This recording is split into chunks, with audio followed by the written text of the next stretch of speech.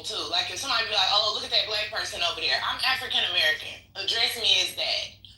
When you say that, because I'm not black. Black is black. We know what black is. So that's disrespectful. That's more disrespectful to me than nigga, actually, because nigga has been just this word where now it's used in slang now. Now it's just so everybody using it. You know, Easy got that. You know, everybody. You know, people on the West Coast. You know, they say nigga. So Mexicans and whites, they seen that stuff, so they comfortable with saying it now. Like notwithstanding. But I would just say if there's any Caucasian people in here, just moving forward, I wouldn't be quick to call up her African American person the nigger, fucking nigger, because you're gonna get popped in your mouth. See, it's like I'm biracial. Can I look you, please?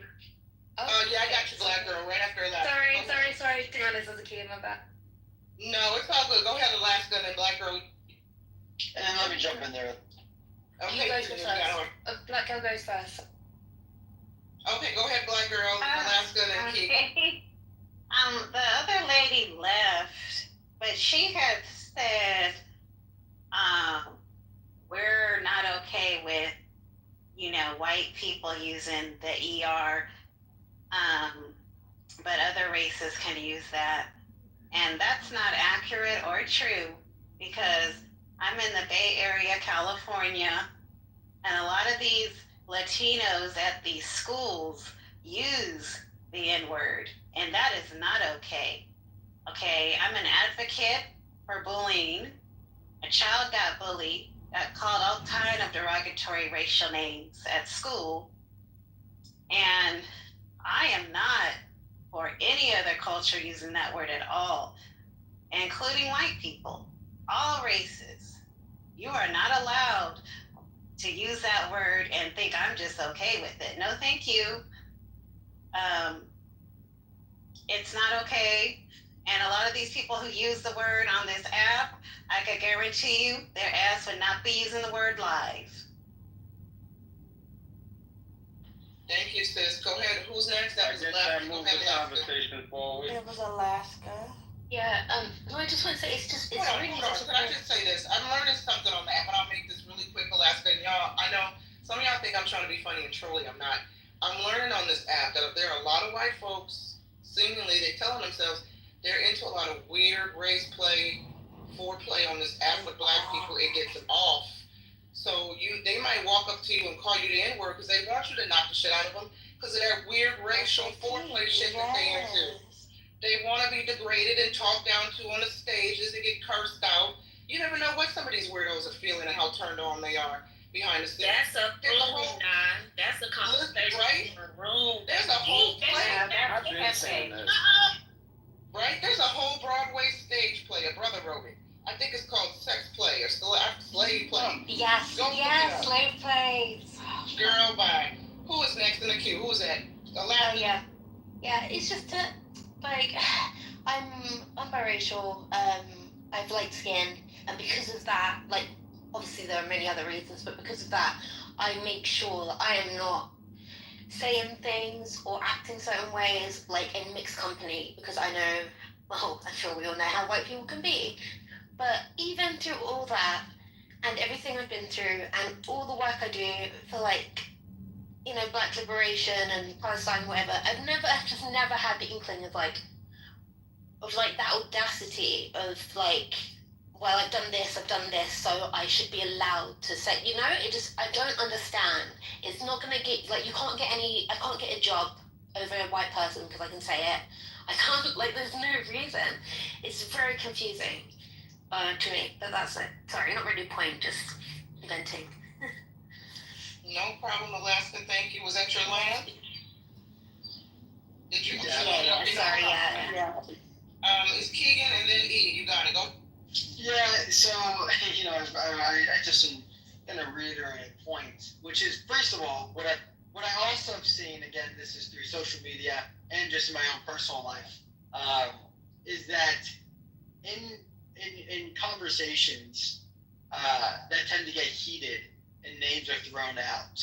I think that there is this stereotype whether or not you guys believe in it, it's true, which is that when you say a word to a black person, even if it's not the N word, right? Even if it's just like you guys are just disrespecting each other back and forth, a lot of black people are just willing to throw hands, just like openly, over just like bad discourse. And again, this screams just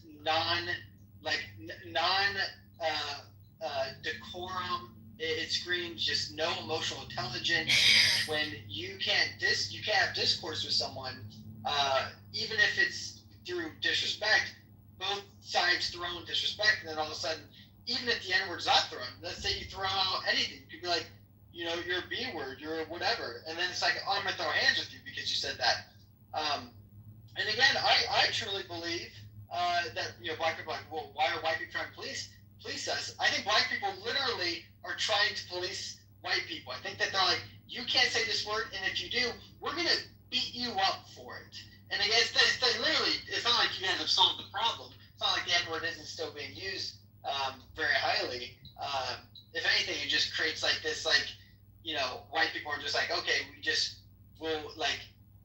first of all, we know that this is the word. Like, no other group has a word that they're like, if we say this to you, you're gonna freak out. Also, like, can we go back crazy. and forth? It's So just wait, hold on, let him go back and wait, hold forth? on.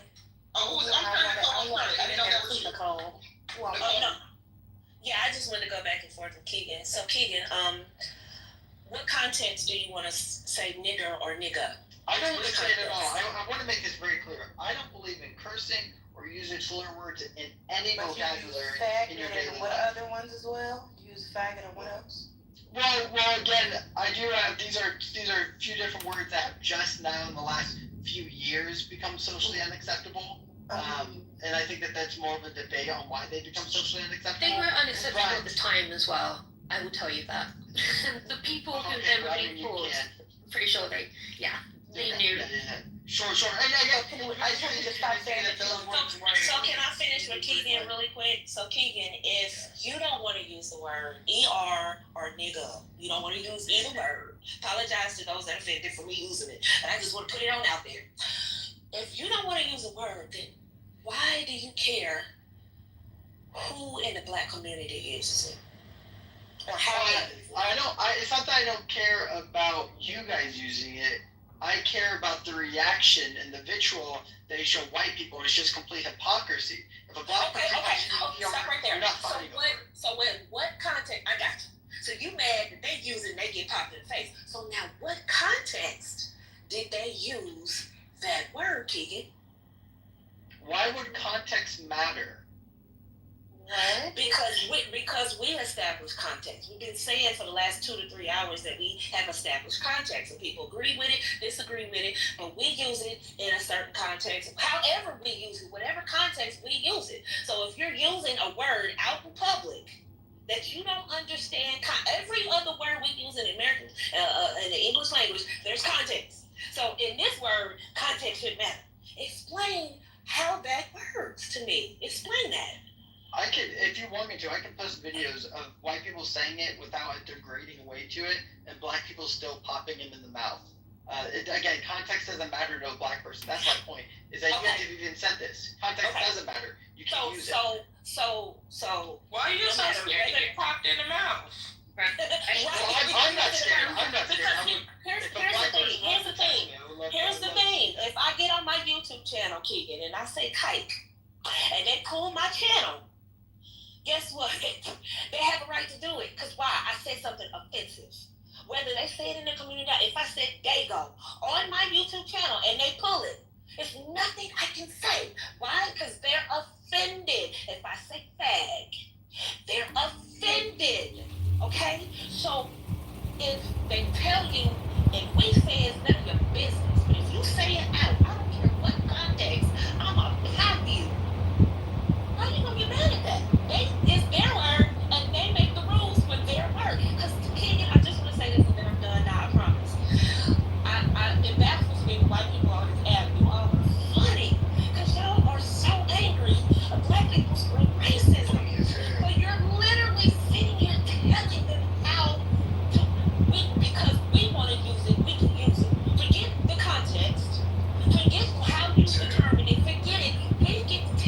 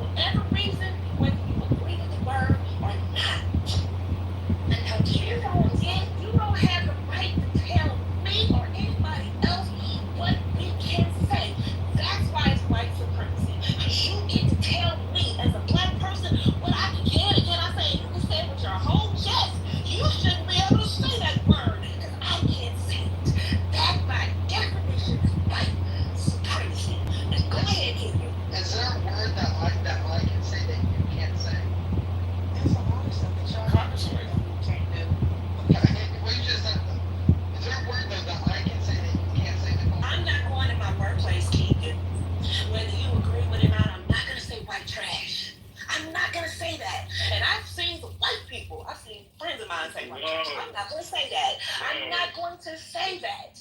I'm not going to say that because I know it's offensive, and I don't know a con. I don't You know what's crazy, context. Nicole? You know how that. It's You know how that. offensive, and You know it how could that. possibly be offensive. You And know it's how just they being came a up with that word, respectful Nicole? human being.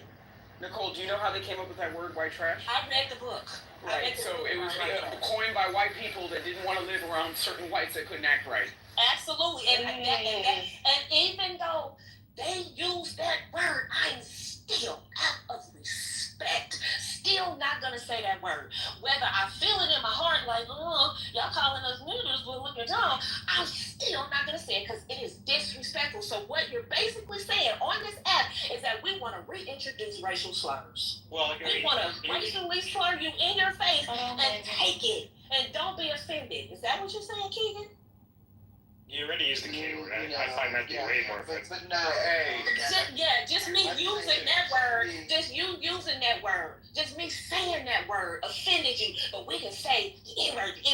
You're fighting to say the N word, but the K word, you want to shut that down, right? You probably gonna go to clubhouse. Shut her down, but she said the word, but you want to fight to say the N word. And then you want to claim you're the white supremacy. Y'all are funny. This is hilarious. Hold on, one mic on Nicole, ladies and gentlemen. Let Nicole land, and then we'll pass the mic around. Let Nicole land. I'm done. This was hilarious. We're just coursing back and forth. But Nicole, I think you're just missing my point. I don't want to say it. I think that slurs just shouldn't be used whatsoever. And again, if you guys want to debate on other words being slurs, we can have that debate. But I don't think that slurs, especially racial slurs, should be used. I think that it doesn't help society move forward. It doesn't show any decorum to each other and respect towards each other. And that's why I think that white people, we find it socially unacceptable. I know that you guys think not. I think that during my 4th of July grill out, there were 0 N-words said. But I know that you guys think that in closed circles, white people are just saying Don't believe it. Again. I know, I understand that, but I'm just telling you guys that most of white society, middle class, upper middle class, we just don't say the word. And so, sure, white trash people use the word, but... Can you show me the study that you found that from? Hold on. Let Keegan land. Hold on. I'm so sorry. When someone says the black community does this and they're part of the black community, I had no knowledge. I have knowledge about the white community. I live in the white. I'm white. I'm white. I'm upper echelon white, guys. I know what we say. We don't use that word. Blacks. I literally didn't grow up with that word. You guys are gatekeepers. I agree with Keegan. Like, besides Clubhouse, I have never heard anyone use the N-word before. I'm glad that y'all have been advocate on not using it, but there are ones that do. And with that being said, Keegan, can we play the blame game? So one of the things that you stated earlier was that black people typically lead to violence. We aren't good with articulating ourselves, right? Let's play the blame game. Why do we lead to violence? Why are we not good at articulating ourselves? Because at some point in time, somebody decided it didn't matter what we had to say. We were still going to be beat. Some point in time, it didn't matter what we had, what we felt. We were still going to be torn apart by dogs, right? Let's play the blame game, okay? You can't keep trying to tell us what we should find okay and how we should deal with the trauma that we've have to deal with, right? Everybody does things in their own way. Y'all gotta deal with the consequences and the trauma of y'all's ancestors doing whatever and whatever the fuck y'all wanted to do to us. We gotta deal with the consequences of our people letting them do that to us, right? And within that, the black community wants to use the N-word. They want to say nigga. Because most of us are not saying nigger, we're saying nigga. And because they want to use that, y'all are upset. That makes no sense. I stand 100% with Nicole. You cannot, and like, I get it. Y'all are the majority or whatever. Blah blah blah. Y'all have always set the tone and always set the rules for this America. But at some point, somebody's going to say no. And that's the problem. Y'all do not know what to do when somebody tells y'all no. You don't get to have control over us. You don't get to dictate how we feel. You don't get to dictate what we say. That's a problem for y'all. That's y'all's problem. I think this is JB's room, right? He kept out the room earlier was the socially acceptable and words have power. And I said earlier, and I have to correct myself, and this is a part of, I think this is the only thing I've agreed with Anthony on. Words technically don't have power. Just the same way an unwielded gun doesn't have power. The power does not take place until it's in a person's hand, or and until even then, the bullet has been shot, right? With words, they only take place when the person receiving that word gives it that power. So if you, and you say you don't use it, so I won't use you as an example, but if any white person decides that they want to use a word, particularly the word nigga, right? Because there's a collective understanding that if you add the hard ER, you are going to be dragged the fuck. Your skin will be left on the pavement. That's a strong understanding. Nigga. Because you're trying to be cute, you want to be cool, you want to be in the in crowd, but you're trying to get into a club that's not for you. You probably get a little bit more leeway with it, right? They may tell you, hey, chill out. They probably won't hit you, but they definitely gonna tell you, hey, chill out, don't say that, whatever. The problem is that when we go to tell y'all that, y'all fight us. Like, how does someone set a boundary with you, but we're the ignorant ones, we're the niggers? But y'all act more ignorant than what we do half the time. Do we have ignorant moments? Yes, but that's people as a collective. But for whatever reason, we had to have a special word. What y'all was doing to us was real niggerish, but the word was put on us. Y'all don't want to take no accountability for the things that your ancestors did, the entitlement that y'all have today because of what your ancestors did, and all the other things. Like, let's be real. Nicole was not wrong in anything that she said. If we gonna play the blame game, let's play the blame game. Can I get in the queue? When it comes down to it, this is y'all's fault. I would like to get in the queue. Deal with the. Okay, hold on. Let's let Eve. Deal. I'm finishing with this. Deal with the consequences that your ancestors set up for you when they decided to put us in slavery. Deal with them. Get over it. You can't have it. You can't dictate what we saying, and it is what it is. I'm done. I'm sorry for being so long. No, hold on. Who wants? I thought I was after Eve. Who's that? Brittany? Yeah. And then who wants to go after Brittany? Okay. See.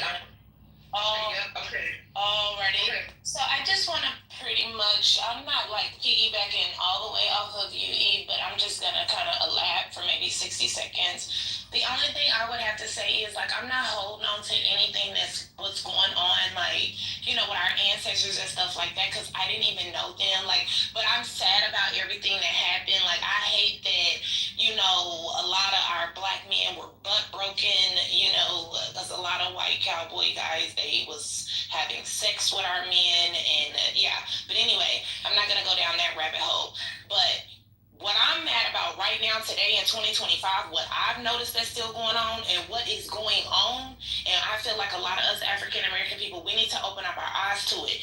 What's going on right now is that now the new KKK stuff that I feel like that white people are doing is they're not allowing us to stay on our jobs. So now they're bullying us. So we're getting the job.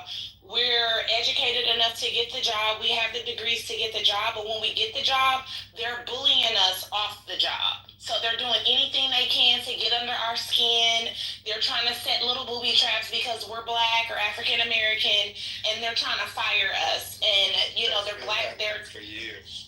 And it's happening more now. It's bad, and this is why a lot of us African American, not us, me personally, they're struggling, and things are going on because even the hospitals, like the big hospitals and, you know, engineering companies, and my brother just sued some white people out in California because they were being racist. So that's my focus right now today. If we can get that to change, maybe black people will start loosening up on y'all.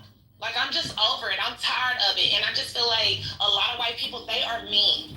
You know, you can't even say hi to them. One day I said hi to a white lady and she was just like, don't say hi to me. Mm-mm. She shook her head like, you can't even be nice to them.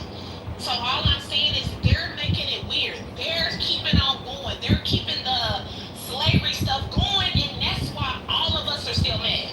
That's why all black people are still mad. And I don't even know why a lot of black people are even dealing with white people, but that's a whole nother subject for another day. White people are demonic to me. They're very evil, and I'm just sick of their stuff. Hey, Brittany, wow. That reminds me, before I turn it over to Pepe, that reminds me, I lived in California for 20 years. I had to file two racially based lawsuits against two companies. One was a very big news publication. I won't drop the names. And believe it or not, California has some very interesting laws as they relate to protecting workers. Both of these lawsuits came at the recommendation of folks in the medical industry. I didn't even know I had these options until people in the medical industry, when my ass was having panic attacks because of dealing with racial microaggressions at work, right? And the medical staff is like, did you know about this law? Go get your coins, sis. So listening to Brittany speak reminds me, for a couple years now, I've been thinking about hosting a webinar to teach my people especially how to handle the racial microaggressions at work, how to navigate these spaces, and what you can do, because they don't care. You go to HR and complain, they're just building a case against you, right? So what's the end result? I feel like I'll land here. This day and age, somebody asked earlier, should there be some laws in place or repercussions for the N word? Well, I'm gonna take it a little step further. I think if you want to engage in racial behavior on the workforce, you should pay. Racism at work, especially if you want to be one of those Looney Tunes that polices black people on the job, insults them, gaslights them, the racial microaggressions, and y'all know, black people know, and the folks who do it, they know what it means. Then you should pay. And my people need to know how they need to collect evidence to get paid, right? Anyway, thank you, Brittany. The light bulb went off. Pepe? Yes, I just wanted to say something brief yet very deep and profound. Before I run, okay? Nigga, please. I was giving you the opportunity. You know what I'm saying? Like, Oh That's what my they do, though. God. They say it and they run because they don't want to get their ass beat. White people know that if they say that word nigger word, white people know they can do anything they want to us. But if they say that nigger word, they know they gonna get sold to the ground, and that's why Keegan was so adamant about that punch, because he doesn't want that punch. But my thing about it is, I'm gonna say this to our African American people: let's not even give them what they want. Don't even stoop to their level. When they call me a nigger, I'm gonna keep on walking, and I'm gonna be like, I'm a nigger getting in a Lexus, baby, with money, honey. I'm a nigger that owns her own home, honey. Yes, baby, I am a nigger that is making it, and you're struggling, honey. In 2025, white people are struggling, man. And guess what? When I pull up on the side of them in whatever car I choose to drive for the day, they hands is down. These mugs is jealous, man, because they silver spooned. They get things passed down to them. They don't even know nothing about working hard to get them bachelor degrees and all of that. Man, they be cheating. The mama be helping them, all kind of stuff. And they be hating on us because we really be working hard for our stuff. And when we get hired on these jobs, they do everything they can to try to get us fired. And that's my only issue today with white people. Like, leave me alone. I earned this job. Brittany. It's because the DEI, Brittany. You only got that job because of DEI. At the end of the day, that's my spiel right now, Queen. I'm sick of it. I'm up against attack on my job. I literally work with majority of white people. And if I don't do what they say, I'm gonna be fired. You know what I'm saying? And it's just, you'll be seeing me. I'll be the only black person working hard. It don't even, it's barely like African American people at my job. And it's mainly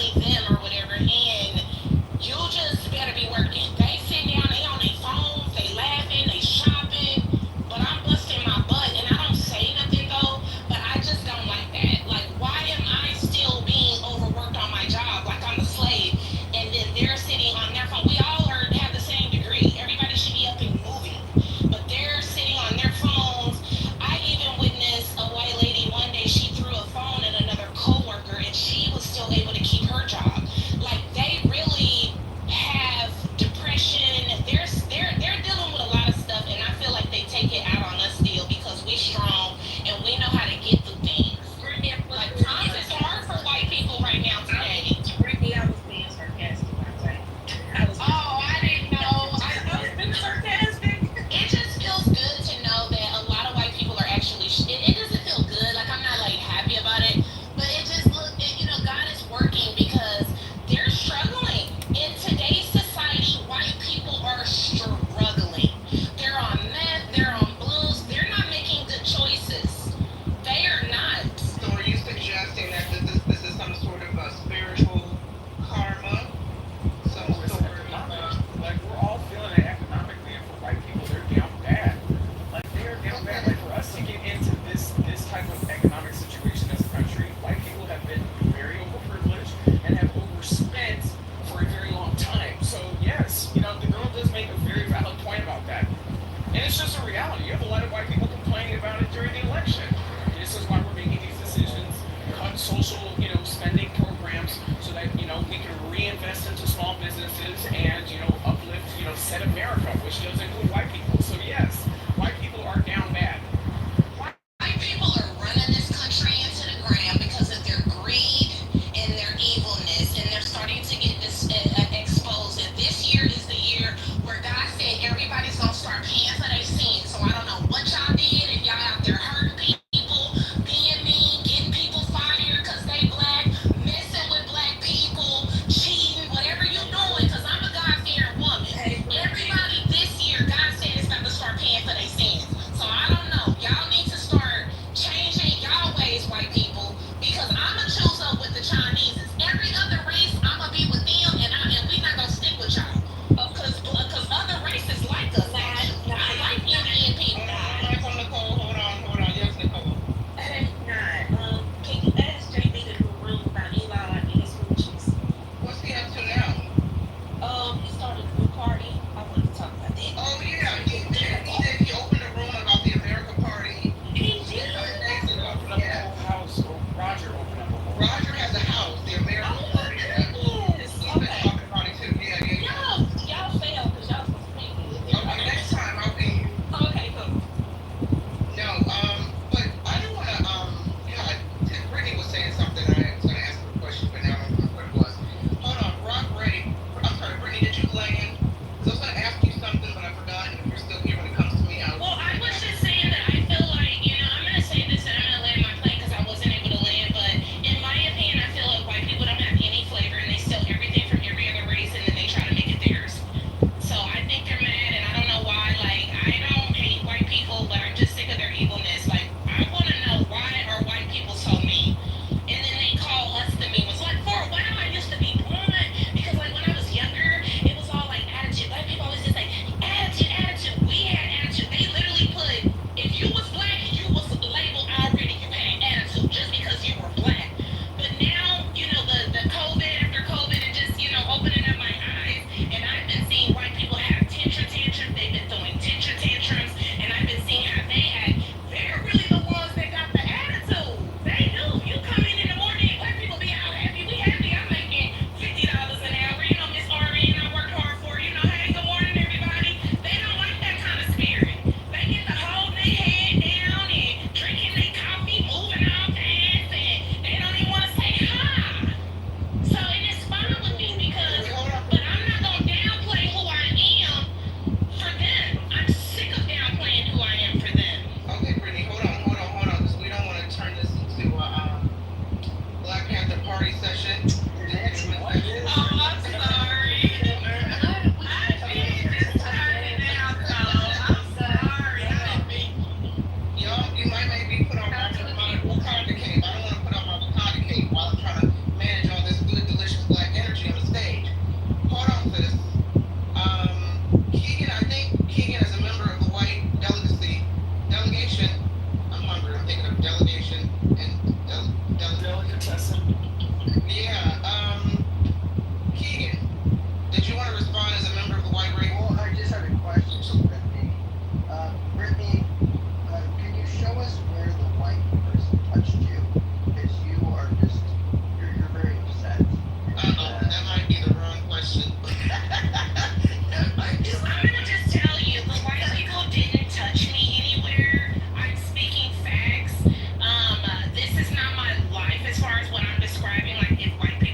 something to me, but I do work with you guys, and I come across you guys quite, like a lot. And I just feel like you guys are just too much.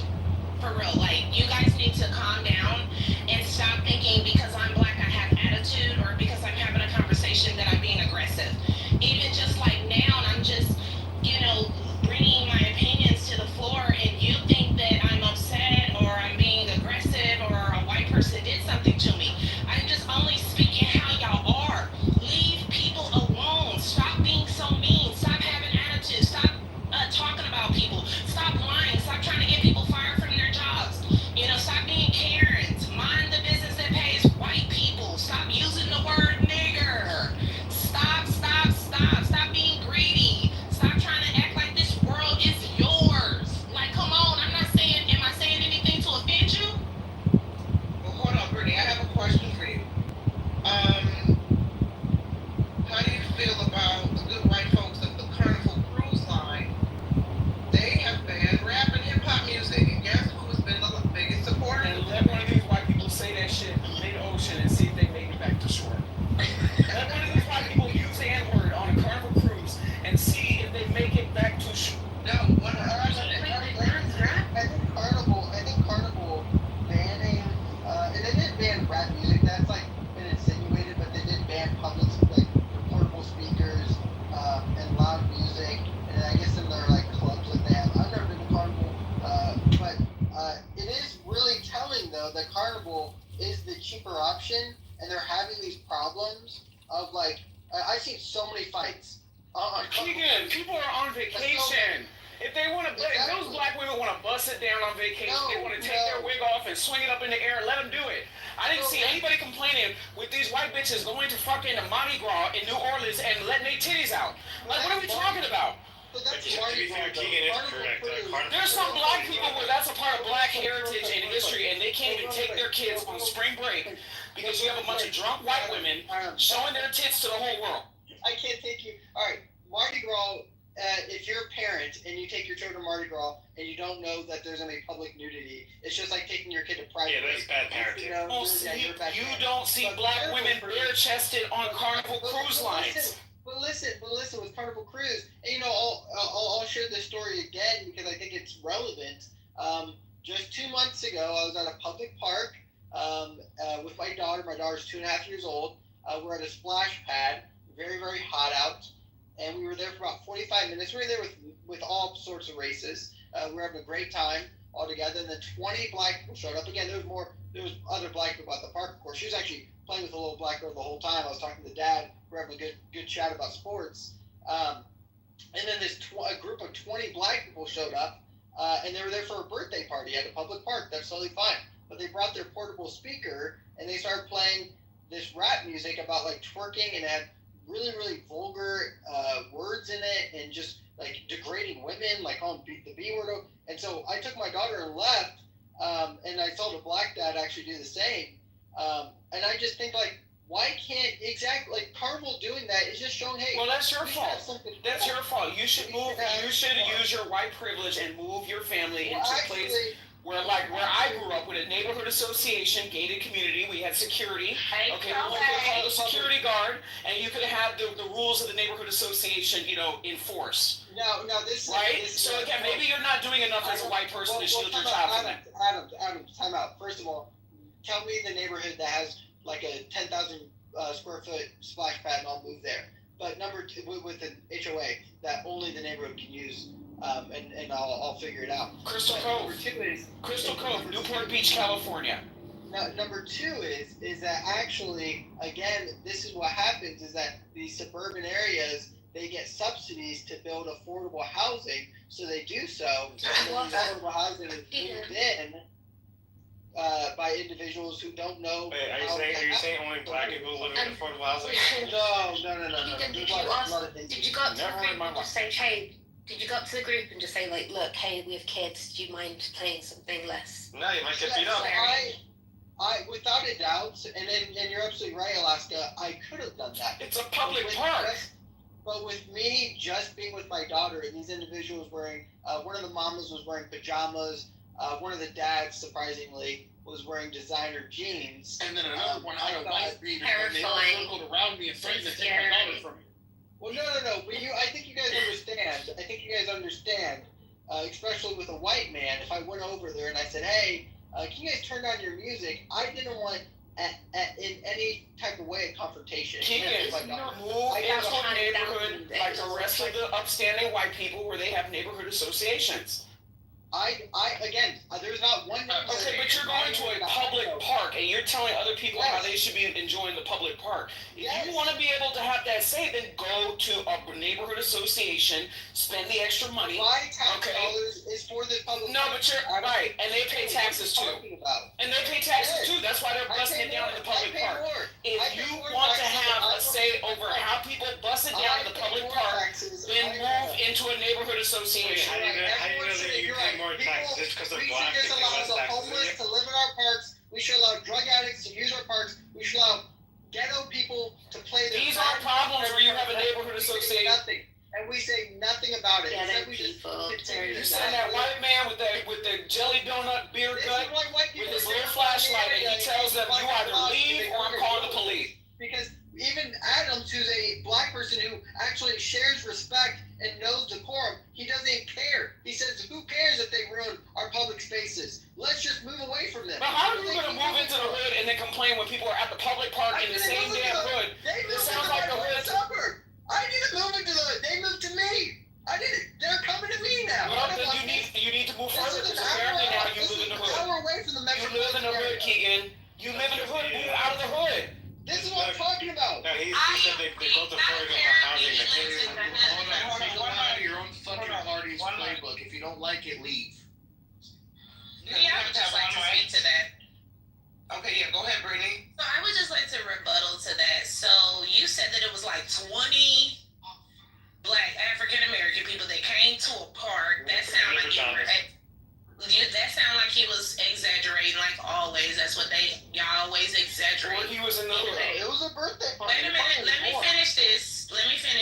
If it was a birthday party and they had music playing, then why not just either you left, you did the right thing, but why complain about it? Like it was a whole party. So and just because they're African American and throwing a party and they're listening to certain type of music, what does that make them? Did that make them bad people? I'm trying to figure out what's the whole disrespectful. It's disrespectful of what and who? This is what I'm talking about. It's like this smoke detector beat. You guys don't even understand it. Why would we understand the family? They threw a party at a community park. That's fine. I don't mind It that. says this is an open park for you to go throw a party for your baby. And you were upset about that. This is what I'm saying. Let me finish this. One mic, please, on me. Brittany, this is to your point. Somebody in the chat said, because it's rude to play vulgar music when little kids are around. Says who? Because those are those people's kids, and you can't really help that's a party and it's music. You guys were listening too loud. You guys were being Karens. And at the end of the day, that does not make them bad parents because they decided to let their kids, I'm sure it was teenagers there. It wasn't just like little bitty babies crawling on the floor. So, and half the time, if I raise my kids right, my kids don't even look, they're not even trying to really listen to detail of the cursing language. But the fact that you heard their music, you were too close to them, so boundaries, and you are a Karen. And this is the stuff that I'm talking about because you're trying to police things when you should be trying to police your people on using the nigger word. That's what you should See, do. Brittany, I believe the same things that Keegan does. But I'm not going to sit there and police somebody in a public government space. That's why I grew up in neighborhood associations, okay? You have more control over shit like that when you're living behind gates. But when you don't, then you get to put up with what everybody else as a taxpayer gets to be able to equally have the right to do in their public park. But at the end of the day, why be a Karen though? Like I get what you're saying, go move to a neighborhood with HOA and all of that. But let's just listen. Let's just look at the issue here. It's not even an issue. But am I not giving him more of a realistic solution to practically fix his problem? Yeah, as you opposed are. to You bringing haven't out there and said changing anything. somebody else changing the minds of 20 people in a park versus explaining to him how he can do better and move to a better neighborhood. That's crazy. Exactly. So obviously he can't afford it. And then my thing about it is you're gonna sit up here and complain about these people throwing a party for their babies when this is the stuff that I'm talking about. You guys look for any little thing to shame African American people and just want to have something to say about African American people. We don't say that when you guys are doing your motorcycle roundups and you guys got your jackets on and you're going around and you got your bats and you're beating people up at the bars and you're busting people's heads out and beating people up and going and finding black kids and hanging them in trees and things like that. But we do say stuff. But what is the problem here? All I see is a father trying to be a father and give a party to his baby. And I land my plane. Or holding drunken auctions in historically black historical sites. Okay, just because they want to bust it down for Mardi Gras. You know, black people have really turned a blind eye for many decades as this disgusting practice continues to remain in place while they shame black women for shaking their ass fully clothed. Fully clothed. Now they may have body parts hanging out, but they're not butt naked, freaking slurping down beer and begging for plastic beads for sucking dick. Okay, so I don't want to ever listen to you talk anything about black women or to freak off. None of those things exist today, but you still have a bunch of drunk, slut, monkey white women that like to get drunk, do a bunch of coke, okay, lift up their bare breasts up onto a balcony just for some plastic beads. So I don't want to listen to you talking about... Adams, wait, hold up. Weren't half those white bitches also just flashing their tits on Maury just for Maury beads? And Jerry Springer, see, you were too young to remember. Yeah, that's okay. These white women, let me tell you something. People want to talk about how black women were letting out body parts and stuff like that. No. These white women were holding auctions for their bodies on national daytime television, showing their tits. They even took the shit to video cassette distribution. Jerry Springer, too hot for TV. You didn't see no black women on freaking Girls Gone Wild. Those were white women. So I don't want to hear anybody talk about black women in that regard if you're not willing to have a conversation about white women when they get a little bit of liquor and they're in college and all the whoring that they do for a bunch of plastic beads. At least black women are trying to get a bag, but your white women will give it up for some freaking colorful Mardi Gras bead. Well, what throws me off is that the same bitches that love to say, oh, if you don't like it, then leave. If you don't like it, then just wait for it and kick it. If you don't like the area that you currently live in, just fucking move, retard. It's not that hard. Obviously, he's poor. Obviously, he's poor like the African American people he talk about and he can't afford to move. First of all, this just happened 2 months ago. You don't think that there's already been conversations with my wife and I about living in our area? There has been. Number two is that this is happening at a broad scale. When you're taking white suburban areas and because of metropolitan areas becoming gentrified,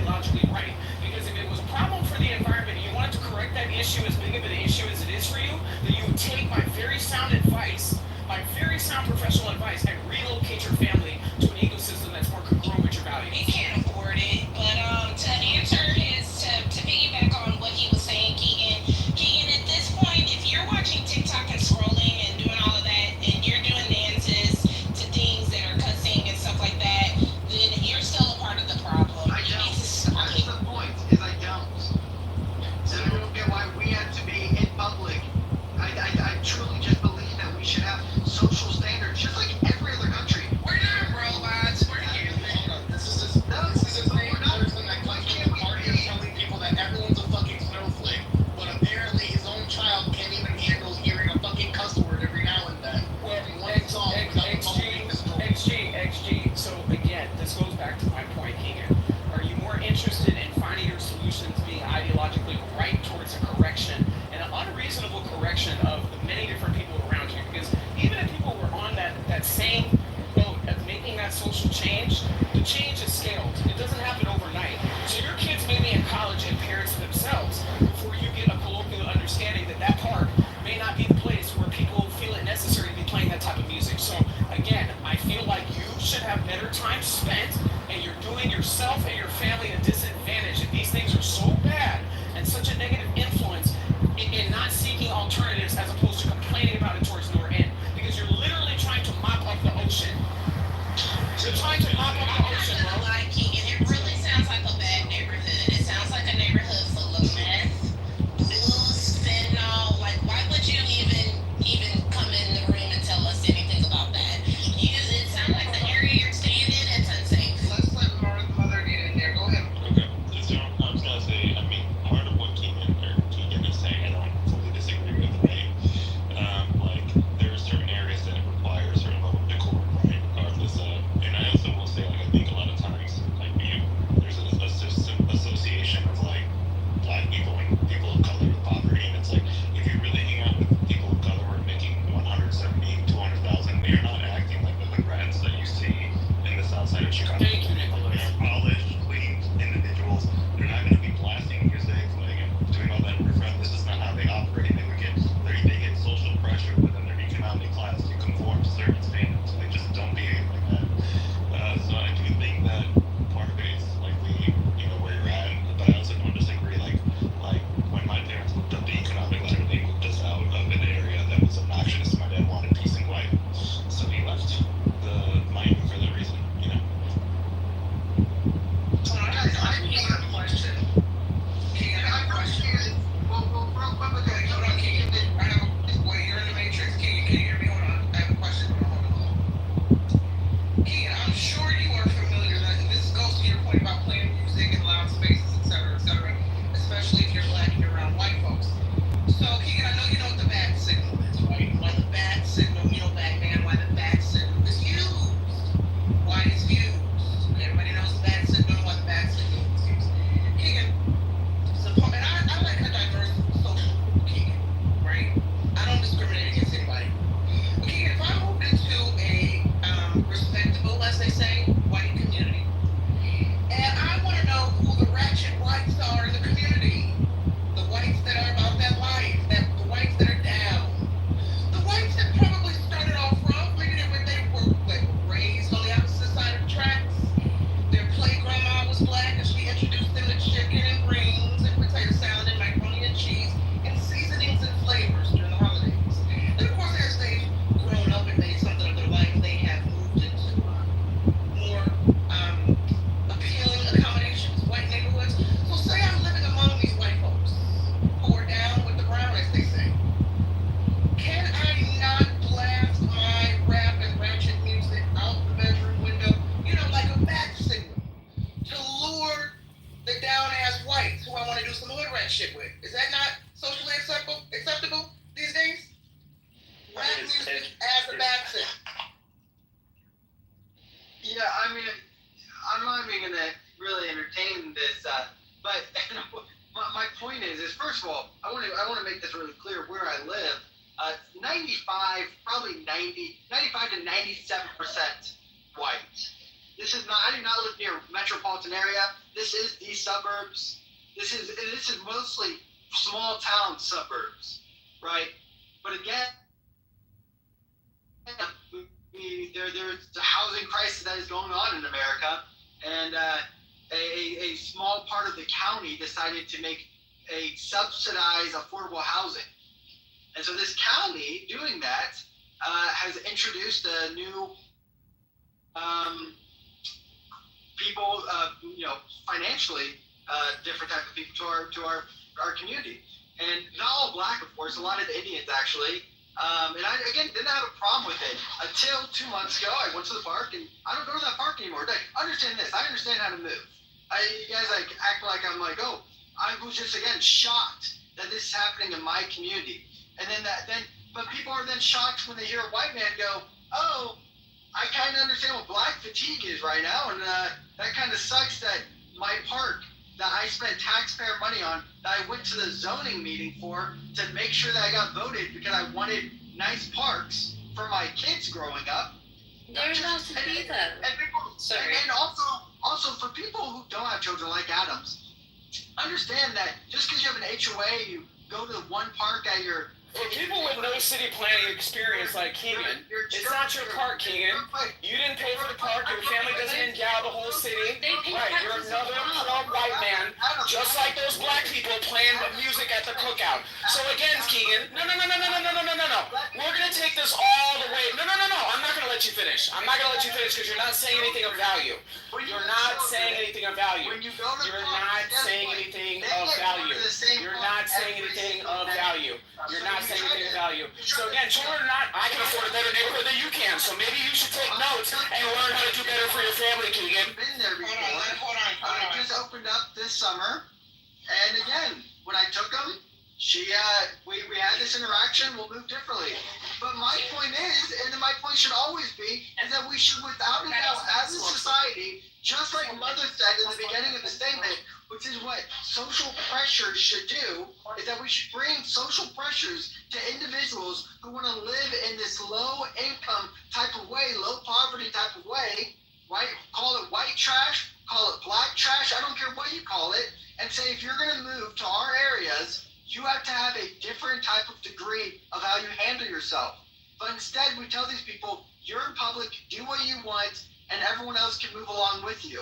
That's crazy. I actually agree with Keegan. I mean, sometimes when you go to the beach, right? Like, these people don't live here. They just usually drive in for the weekend, and they're playing their riff-raff, loud as fuck music. And I'm so happy that they started giving fines.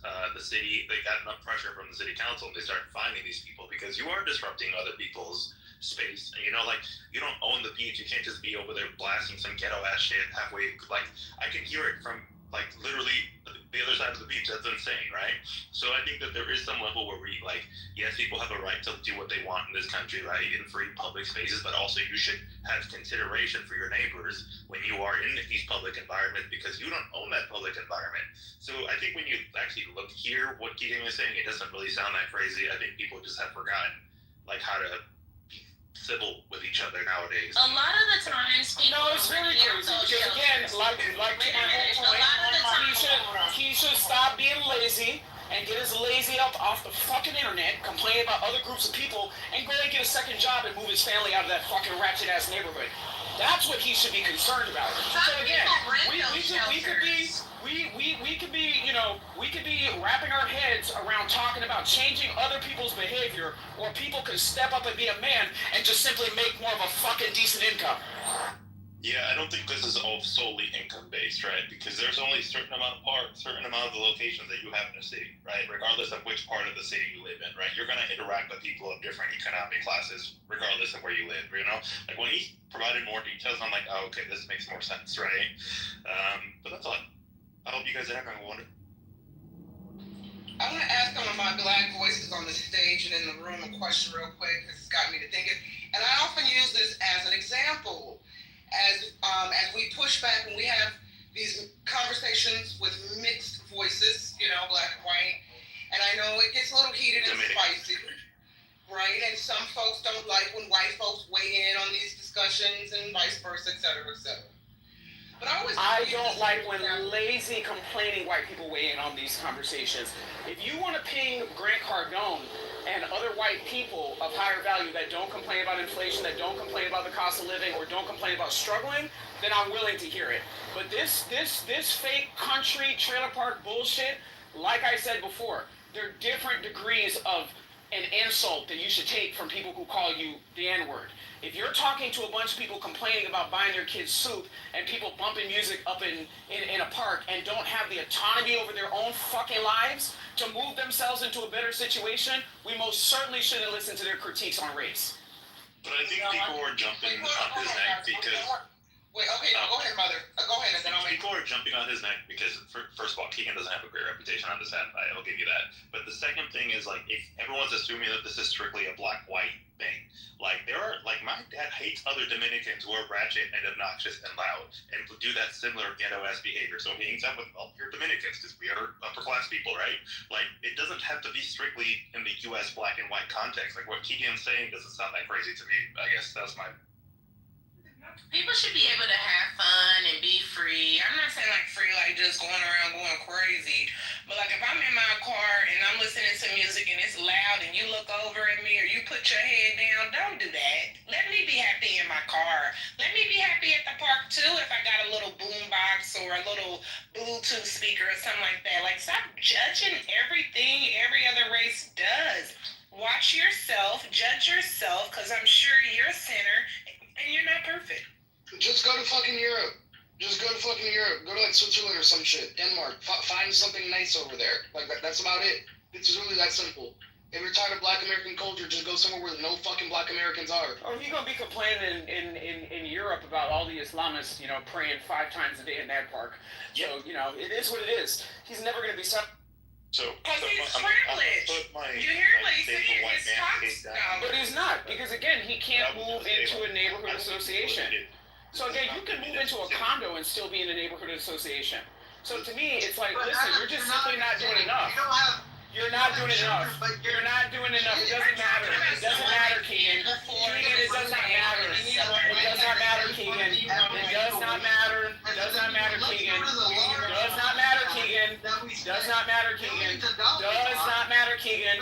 Does not matter. So again, at the end of the day, Keegan,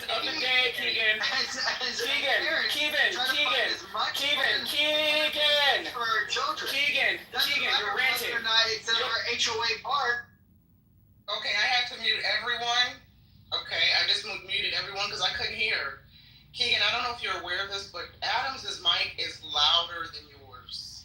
And so when you guys are speaking at the same time, the only voice we can hear is Adam's, and yours is very, very, well, I shouldn't say very, but it's low and slightly muffled. So we have to have one mic. We really do. So let's let Adams land, and then Keegan, you go ahead.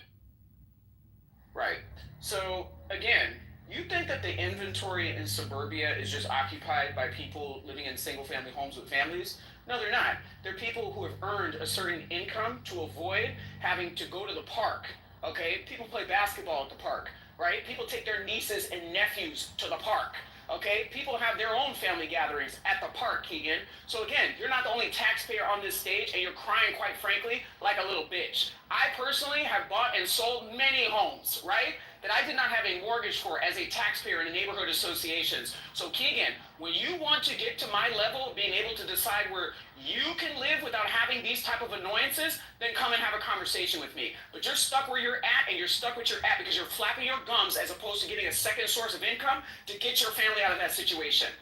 Again, if I wanted to, first of all, I don't even live in a neighborhood. I mean, I'm speaking as someone who lives on the countryside with property. But for everyone to understand this, is that when I want to go experience my community, right? And my community, I would say, is a 10 to 15 minute drive. If I'm able to drive 10 to 15 minutes and just be able to experience everything that my tax dollars is going to.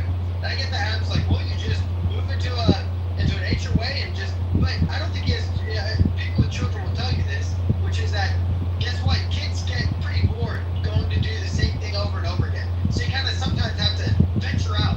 Sometimes you gotta go do something more exciting than just going to the one park that they're used to. So then you go to the other public funded parks. And we went to a splash pad. And again, I don't have a problem with black. My daughter was playing with a black girl the whole time. I was speaking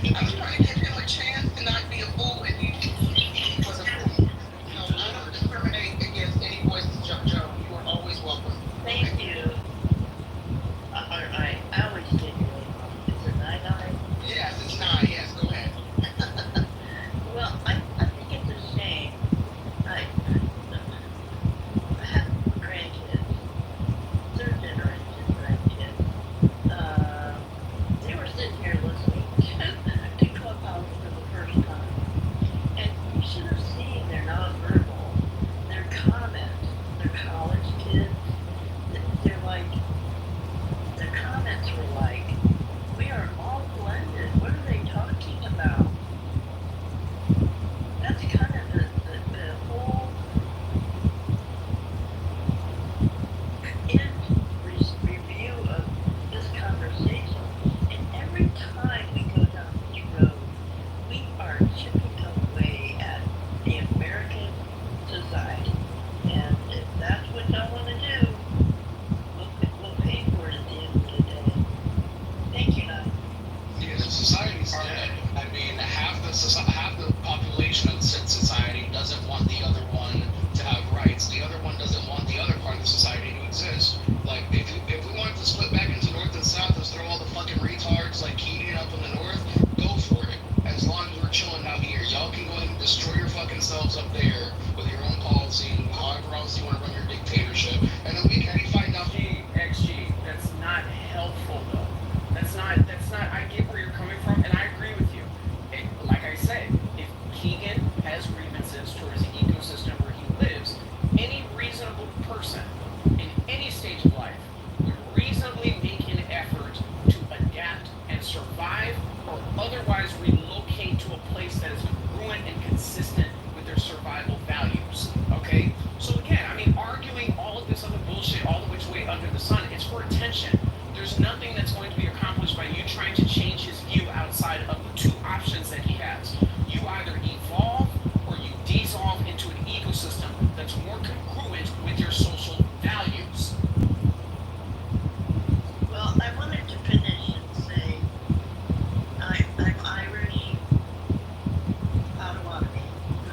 You don't think of Potawatomi. My kids are Hawaiian Pacific. My grandkids are black and Polish. Hoorah for America. When are we going to start embracing that? If we can't go backwards, we just can't. Thank you. Well, you're right. We can't go back. Ray, you got it. I just want to say to Joby's point, you're right. We can't go backwards, but as long as we continue to evolve in spaces and places across the world where there is still hatred for other cultures, other groups of people based on how they look, their gender, their race, we're never going to be able to evolve past this, especially when we have a political system that is always going to use these our differences, to create further divide. And I agree that we as the people need to push back and mentally and spiritually kind of drive the conversation into another direction when we're having these conversations in spaces like this, whether it's in education, the medical field, politics. But I feel like there's always going to be that person, that entity, that organization, that policy that keeps its boot on the neck of those who are oppressed, whoever those people are in whatever society.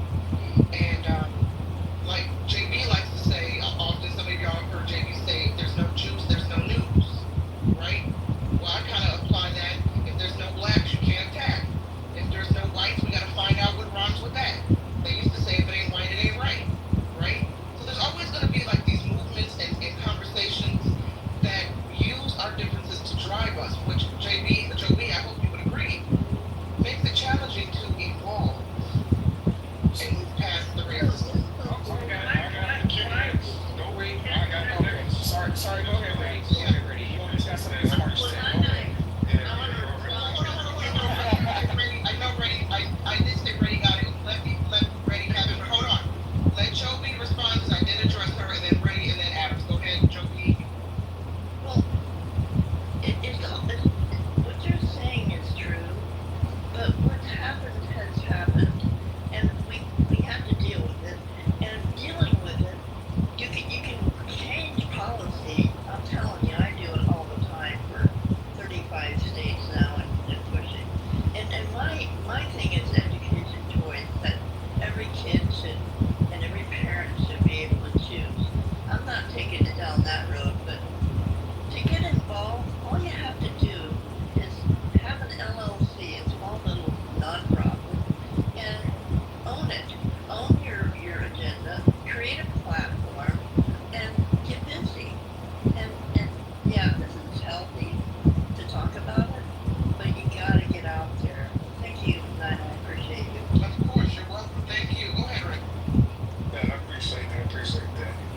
Joe, this is no disrespect at anybody in the room or nobody else. I'm playing devil's advocate and I believe what I'm talking about to the max.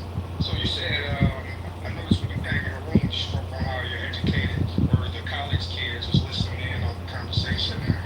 And then that brought me back to think about how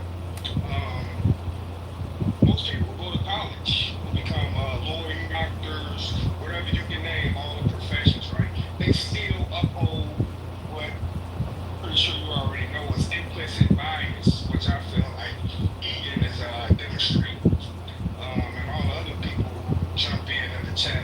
It's implicit bias, man. You cannot tell a person what to do or how to do it or when to do it. You can't do it. And racist people do it all the time, whether they go to college or not. It's there in the workplace, anything you can imagine. So you can't look at people and say, hey, you guys need to just stop and chill and don't mix or don't be racist. You know what I mean? But every time we wake up in the morning and walk into society, we experience racism. You understand that? And this ain't about racism. I just wanted to touch on that point. And Keegan, man, implicit bias, bro. I think you should look that up, man, and look in the mirror. Well, not a lot of kids are going to college anymore. It's so fucking expensive. So keep your eyes on and get involved with career tech. I'm sure every one of you on here has a job of some sort to be able to keep your internet on. And take that talent and get a CTE, a career tech certification, and build on it. There are so many options today, it's not even funny. Thank you. Thank you, Joby. Thank you, Brady Rock. Wait, it's a Brady Rock zone? Oh, you Brady. It is Brady Rock. Okay, good. I don't want to make sure I wasn't saying things. Any other speakers? Any other comments? The room?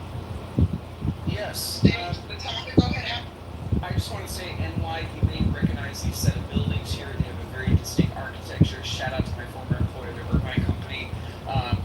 Made millions for them. I will say this, Keegan. There's something to be said about master planning. And Donald Brent, the owner of this company, developed the concept of master planning coming from the Mission Viejo Company into the Irvine Company. I encourage you to look at that master planning model where you have, developments in suburbia with other developers in many different other states, including yours. I've looked up 5 of them since we've been on this stage, and I'm not going to actually say your state, but like I said, the door is always open. There's a different trajectory as far as where to grow sustainable life outside of, urban interferences that we can maybe agree somewhere in the middle as far as where your grievances lie. I feel like you should really explore greater opportunities, and you're also setting your kids up for a greater sense of generational wealth. So with that being said, it is what it is. We can agree to disagree. I'm still cool with Keegan, but at the end of the day, I just feel that the effort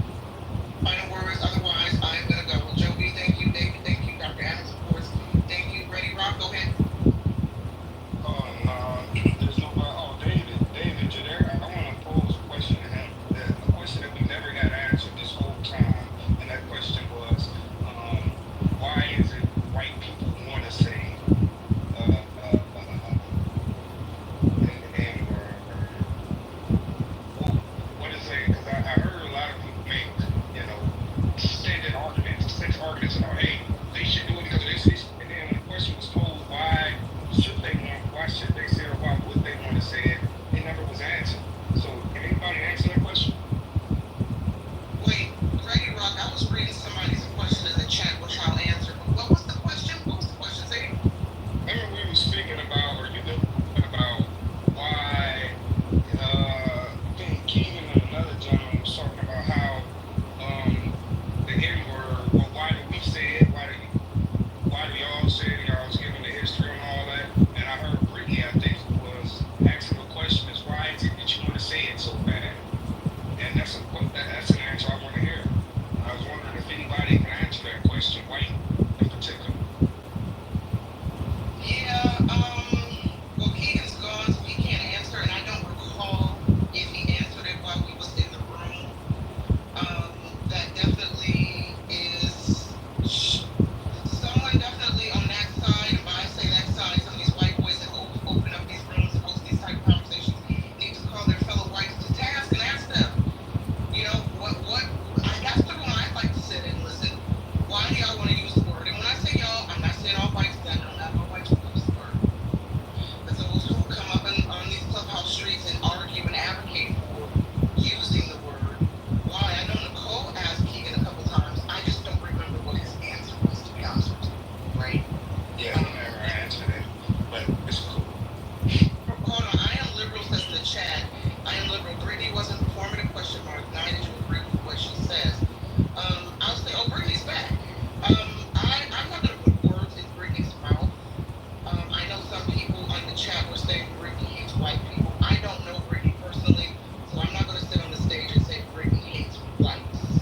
So if you're one of the people, by I'm saying in general, if you are one of the people in the chat that after listening to her submission, you have concluded that she hates whites, and I am liberal, if you're asking me that point, no, I don't hate whites.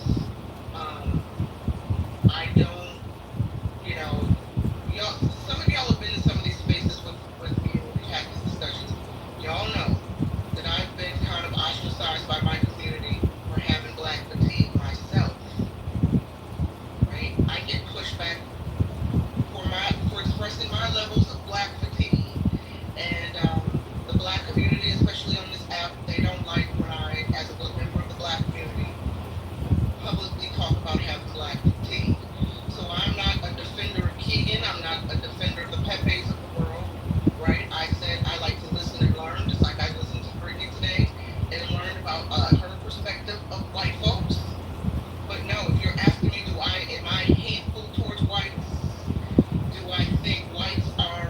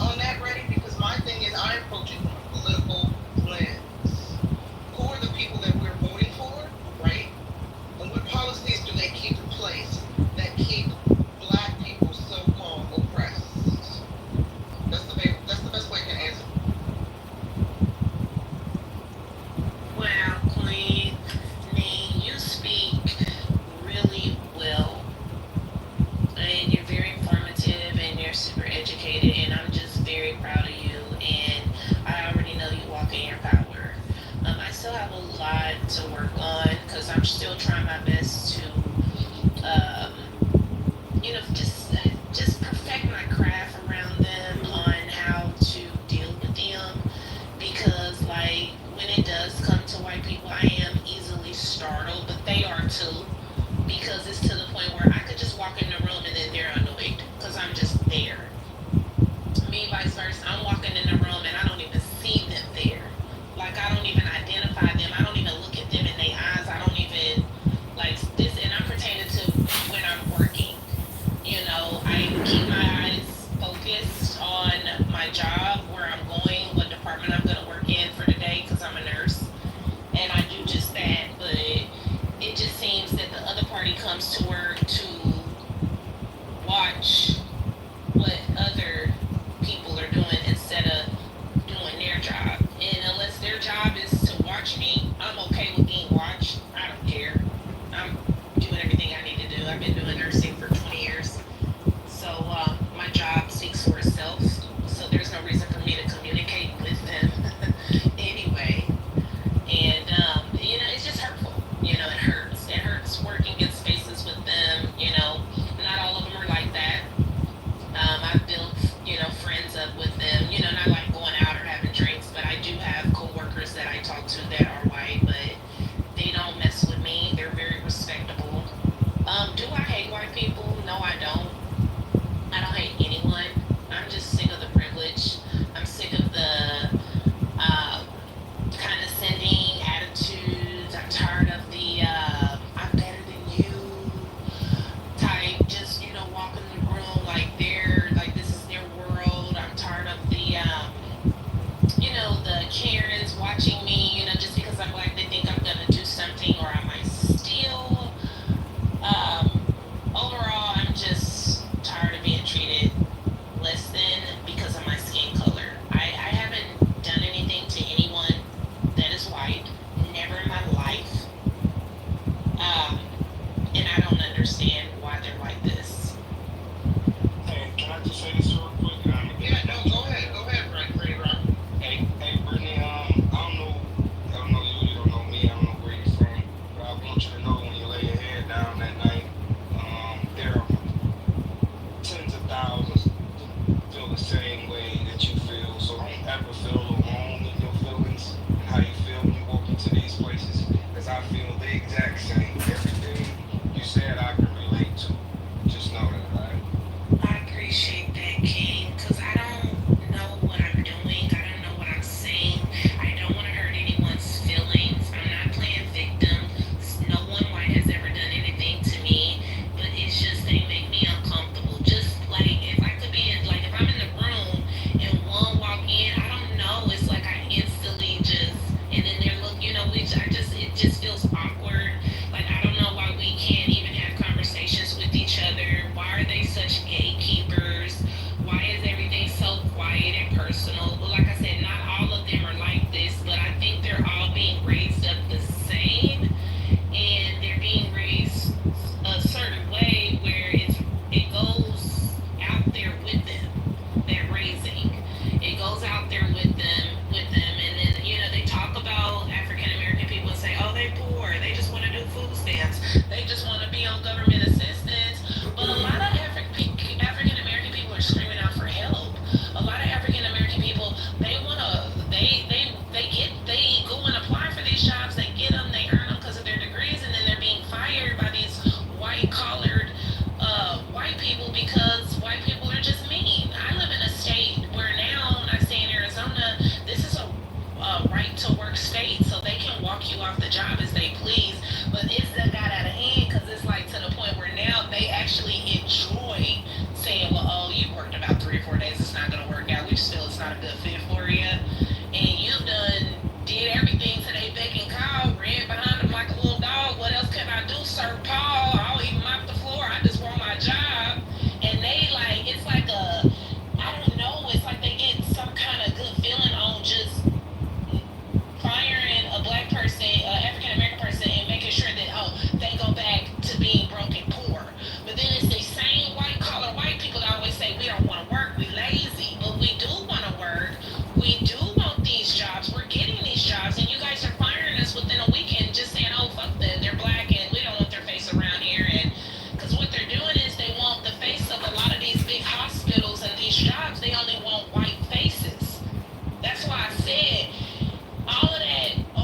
are tripping off the N-word, we got bigger things to focus on. They're not allowing us to keep our jobs. They're firing us. Let me just And then they want to talk about people and say we're on food stamps and government assistance, but we can barely keep a job for 30, 40 plus years and accumulate all the stuff that they've accumulated up because they're putting a stop to it. They don't want us on the jobs, and we're not even doing nothing. So a lot of our up-and-coming kids that are coming up and getting these degrees, I'm afraid for my kids because they're going to be fired for their skin color. Now, hold on. You know what?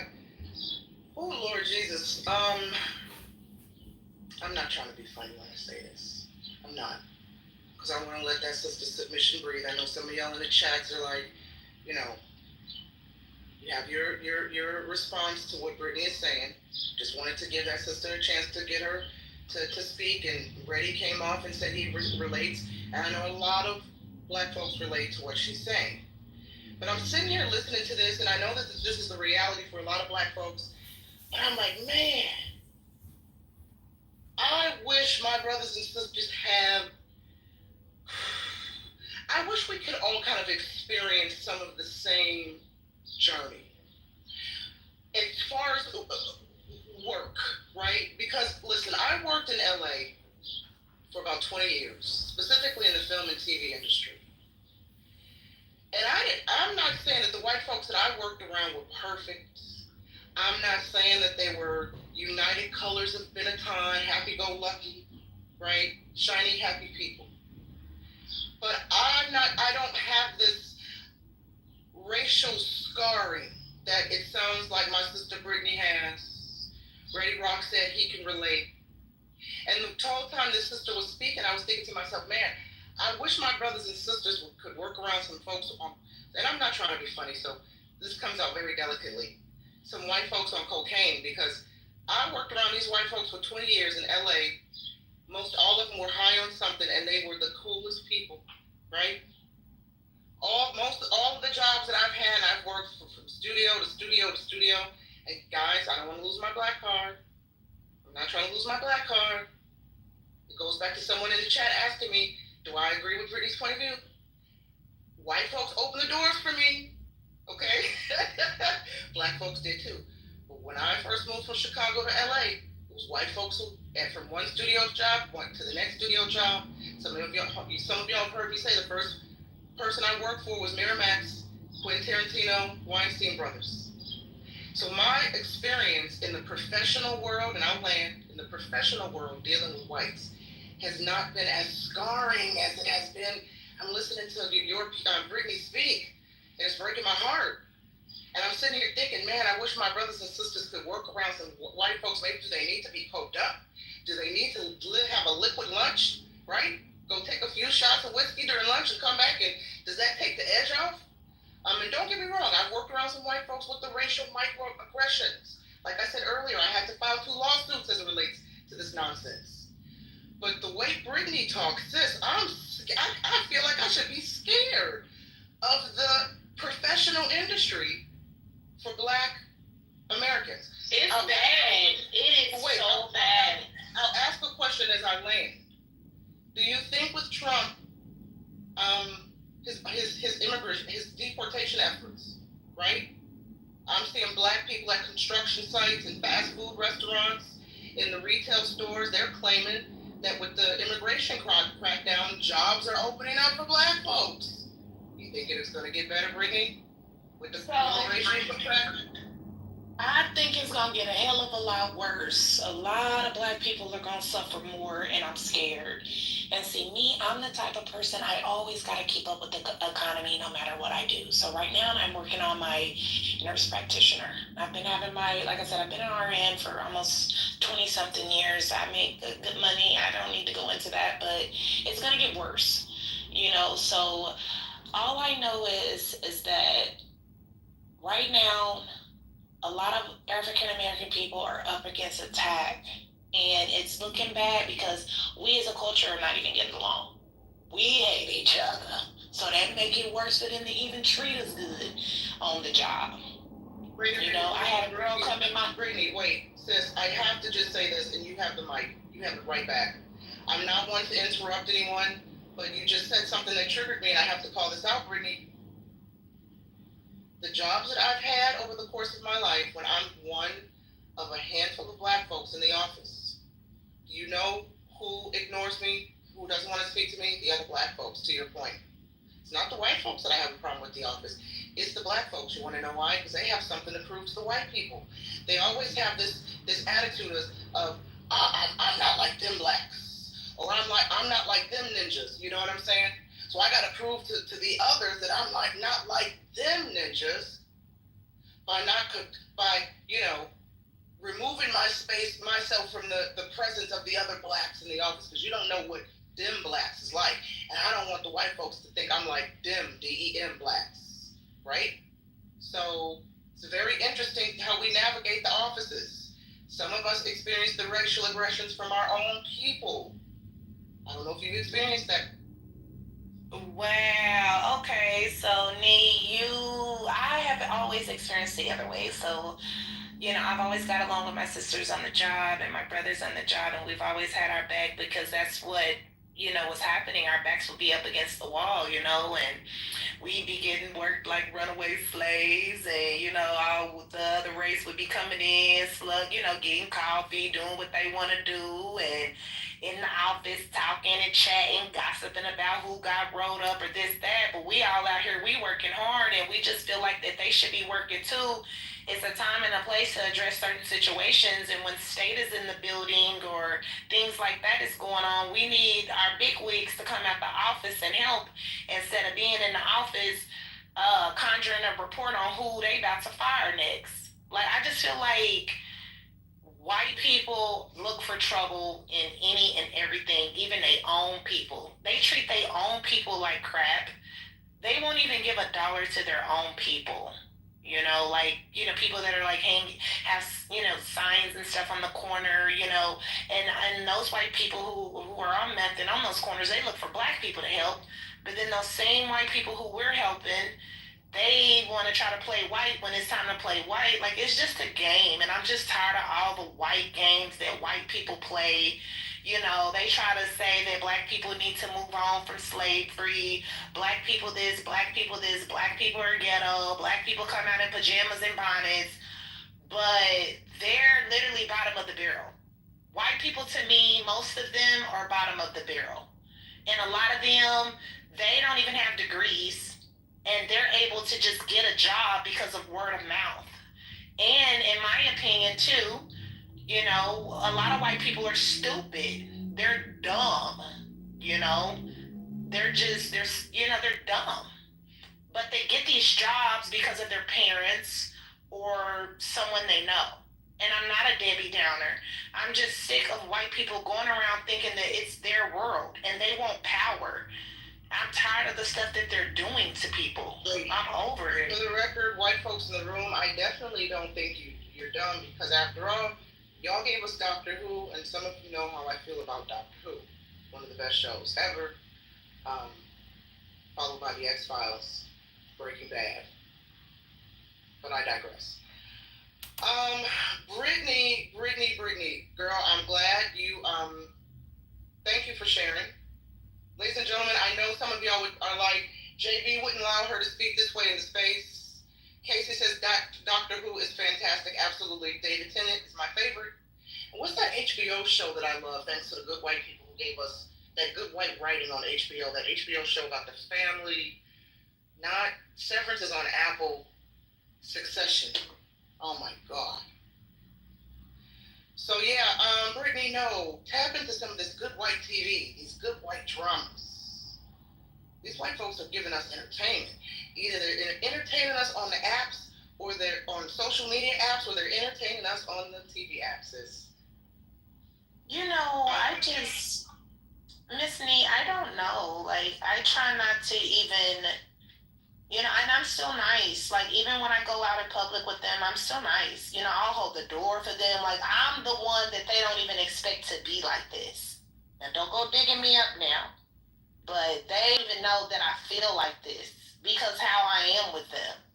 I'm literally like, hey, I will, cause they like me. Like, they draw to me because I'm not like the other black folks or niggas that they say. But in my mind, I know they fake. Just like that song. They smile in your face all the time. They just want to take your place. They backstab us. Backstab us. Wow. So you're new to my space, and not this is not my space, but when I say space, I mean the nine, world of nine. I was gonna say nine can be a little jaded sometimes and say things that are inappropriate. I have to police myself and check myself, especially around those who I don't know, because a lot of people don't know my sense of humor. So I was gonna say something really, it was a really bad joke. So I'm not being go there to Brittany. So you get to know me a little bit more, you'll know, oh, that's not being crazy. Um, so I'm just talking myself down from the ledge like nine, talk it out loud so people know that you want to say something fucked up as a joke, but don't say it because Brittany will not get the joke. But anyway, there's no offense to you, Brittany, right? It's a really crass joke. But anyway, ladies and gentlemen, I said I'm going to shut the room down. If there are no final thoughts, I really appreciate everybody who came up to speak today. JB will probably be opening up a room later, right? Roger was here moments ago. I didn't get a chance. I didn't get a moment to acknowledge him, but shout out to Roger. Roger, this is his house, up the base. He also has In the Muff. So if you're not a member of In the Muff, go ahead and look up that. We had somebody on the stage. I think it was JB. No, Joby asked about. Oh no, it was Nicole asked about the America Party. JB is hosting some spaces about the America Party. Elon Musk. Roger slash Mojo was also talking about it. So he started a club here called the America Party, I guess, to host those conversations. So if that's something you're into, go ahead and join that house. And of course, if you're new to the space, JB opened up this room today. He just left me kind of in charge for a hot minute. I mostly navigate in the entertainment rooms. I work in the entertainment business. On Saturdays, I host an entertainment room. We talk about pop culture, conspiracy theories, UFO abductions, and politics. So my house is called Press Hollywood. If you want to come into a space where you really don't have to think, you can just talk crap. And I hate to admit this, don't burn down my Starbucks, but every once in a while, we'll drop the N-word. I mean, I can't help it. Paul Mooney, the late great comedian Paul Mooney, said he says the N-word multiple times a day. It keeps his teeth white. Sometimes when I'm on this app, it brings out my inner ratchet, my inner hood rat. Please know that I don't use the N-word in my everyday life, but when I am on this app, I tend to be kind of shock jockey. Shout out to Howard Stern. So if you hear me say some fucked up shit, just hit me up. Like, now did you mean it when you said XYZ? By the way, Brittany, question, were you the one who said the term black, you find the term black as offensive as the N-word?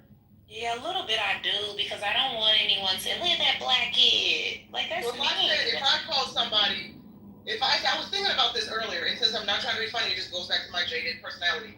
When you said that earlier, I was like, what? Because I don't mind being called black. But in your opinion, miss, if I call somebody a black-ass booty scratcher, that's more offensive than calling them the N-word. You ain't call somebody that and see if they don't probably try to jump up, because it sounds disrespectful, because for one, they might not be as black as you stating that they are, and for two, the second thing that came with. So I would take offense if somebody said, look at that black girl. Now, I am a black lady, if that's what you want to say, but I'm African American and I'm not black. If you can see in the PTR, I'm more brown skin, like complexion, caramel. So, I mean, to call anyone black instead of saying African American, I just feel like that's disrespectful and that's rude.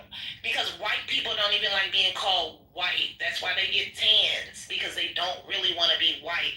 Although I love being black, so it don't offend me like that, but it's like, I'm African American. Why not just state that, or just say, oh, those African Americans. I think it's just the way that they use it, because some white people will be like, that black girl, and that's just rude, because not everybody is we're all different shades. We're not all black, and then they get real disrespectful with the African women who are really black. Now, they get sad too, because some of those African American women, those African women that are really black, they take offense because they might feel some type of way or insecure about their black skin, which that black skin is beautiful.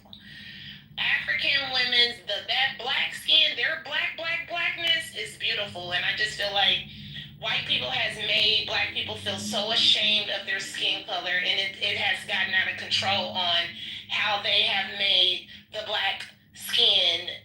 I mean, how they just make it seem like they're just pretty. I don't think white people are attractive like that. Like, I really don't. And I think that's another reason why I have issues, about how they act, like when they're being Karens, or how the guy earlier was saying something about the music in the park. My thing about it is they can't talk about nothing. The only thing white people got is money. Some of them. That's it. Y'all have nothing else. I think they're super pale looking. Not all white people are cute to me. Some of them are cute, and some of the, I'm just gonna leave it at that. Just some of them are cute. So I don't know where this is going as far as white people thinking that they're all that. But I don't know if it's the BBLs that hit their brain because they got ass now. I don't know what it is, that pertains to the women. But the men, they be chilling. It just be them women that don't really like us. And I think it's because they want bigger dicks. And I mean, that's fine if that's what they want. They're grown. They can choose that. But don't disrespect a black woman because you want bigger dick and, you're being rude to me. And I don't mind. You can have a black guy if that's what you want. But don't try to act as if he doesn't want me because I'm black and he wants you just because you're white. That's not it. He probably just wants you for your money. Okay, a couple things. Thank you, Brittany. I'm going to turn it over to Sean really quickly. Hold on. A couple things. Wait, somebody said something in the chat I want to address. Yeah, some folks will agree with you, Brittany, on one point. I Am Liberal just pointed it out. Some folks on both sides, black and white, will agree that white liberal women are problematic. We've unpacked this. Not that you said white liberal women, but a lot of folks would agree because you said white women, that white liberal women specifically are problematic. But I wanted to go back to something you said moments ago, and then I'm going to turn it over to Sean B really quickly. The term white people, you're so right. I read an article a couple of years ago, wasn't that long ago, maybe like a year or two. A liberal-leaning, leftist-leaning publication did a whole write-up about how using the phrase white people is racist. And I'm thinking to myself, well, what word are you supposed to use to describe them, right? So a couple weeks ago, I was hosting a space here in my room, and I was recalling an incident from high school.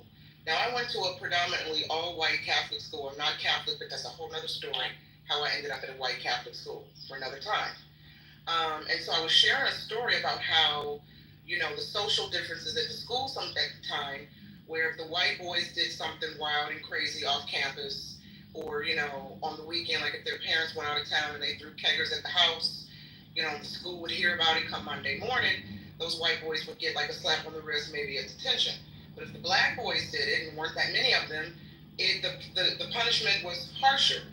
So that's exactly how I'm telling the story. I just said white boys, black boys, and I'm using boys as an adequate descriptor, I think, because we're minors at the time. We're 14, 15, 16, 17 years old. This white dude on this app, who I thought I was cool with, he was the only person on this app who I could talk about stray cats with, right? He comes in the room, accuses me of being racist because I said white boys. Was ready to report the room. And I said, wait, how is saying white boys racist? White folks listening in this space right now, is that where we are?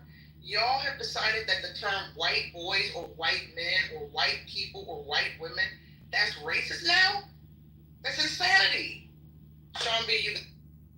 Hey, I knew you were trying to close your mouth soon here, but I just wanted to actually just give you some flowers today because I've been coming back into healthy debates a lot more, and I really definitely appreciate your voice and your moderatorship and how you've been rolling in the ring for real. So I really just came up to give flowers.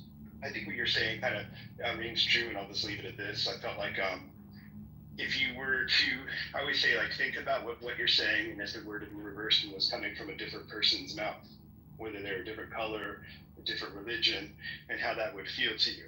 And if you were to do that, does that sound different? Does that sound worse? Just kind of feel that way, because I don't feel like, it depends maybe. If you live in a certain area, you might be feeling a certain way. That's why I was asking in chat to Brittany, specifically, some people are trying to answer for her, but where she lives, and that's happening, I'm sorry, because that sucks if that's the way you feel, because I don't feel that way where I live. And I hope that you should be respected and appreciated, no matter who the person is and no matter what their color is, and you shouldn't feel that way about white people or any other color person. So I'm sorry that you've been experiencing it. That's me, and I rest my plane. But thank you again for doing such a great job on stage, and I appreciate you, Brittany, for sharing how you feel about this. Wait, hold on, Sean, Brittany, hold on. No, you got it. I'm gonna give it to you. I just have to say something really quick. Thank you, Sean.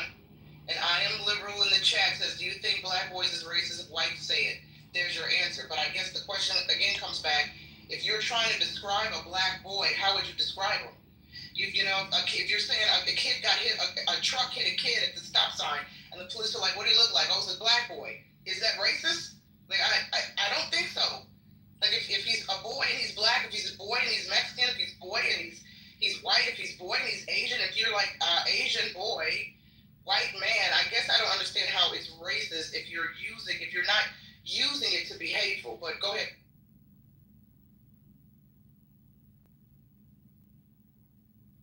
I hope the white folks didn't snatch up Brittany. Let us pray for Brittany. I'm right here. Okay, go ahead, sis. So thank you, Miss Nee. I'm sorry I cut you off. I was just needing to get in there. But Sean B, I just want to say thank you so much for coming up here and not like just judging me and because I feel like I need a hug. Like, I've experienced a lot of racism in my life. Like, I'm 39 years old, so I would say during the time of me first getting my nursing degree back in 2003 or something, it's been so long. But I've experienced a lot. Like, I would cry. It was days I would cry, go in the bathroom and cry, because I knew I needed my job. And I feel like nobody should have to feel that way on their job, because this is why people don't want to work. This is why it's hard for people to get up and go to work, because it's not because of the work.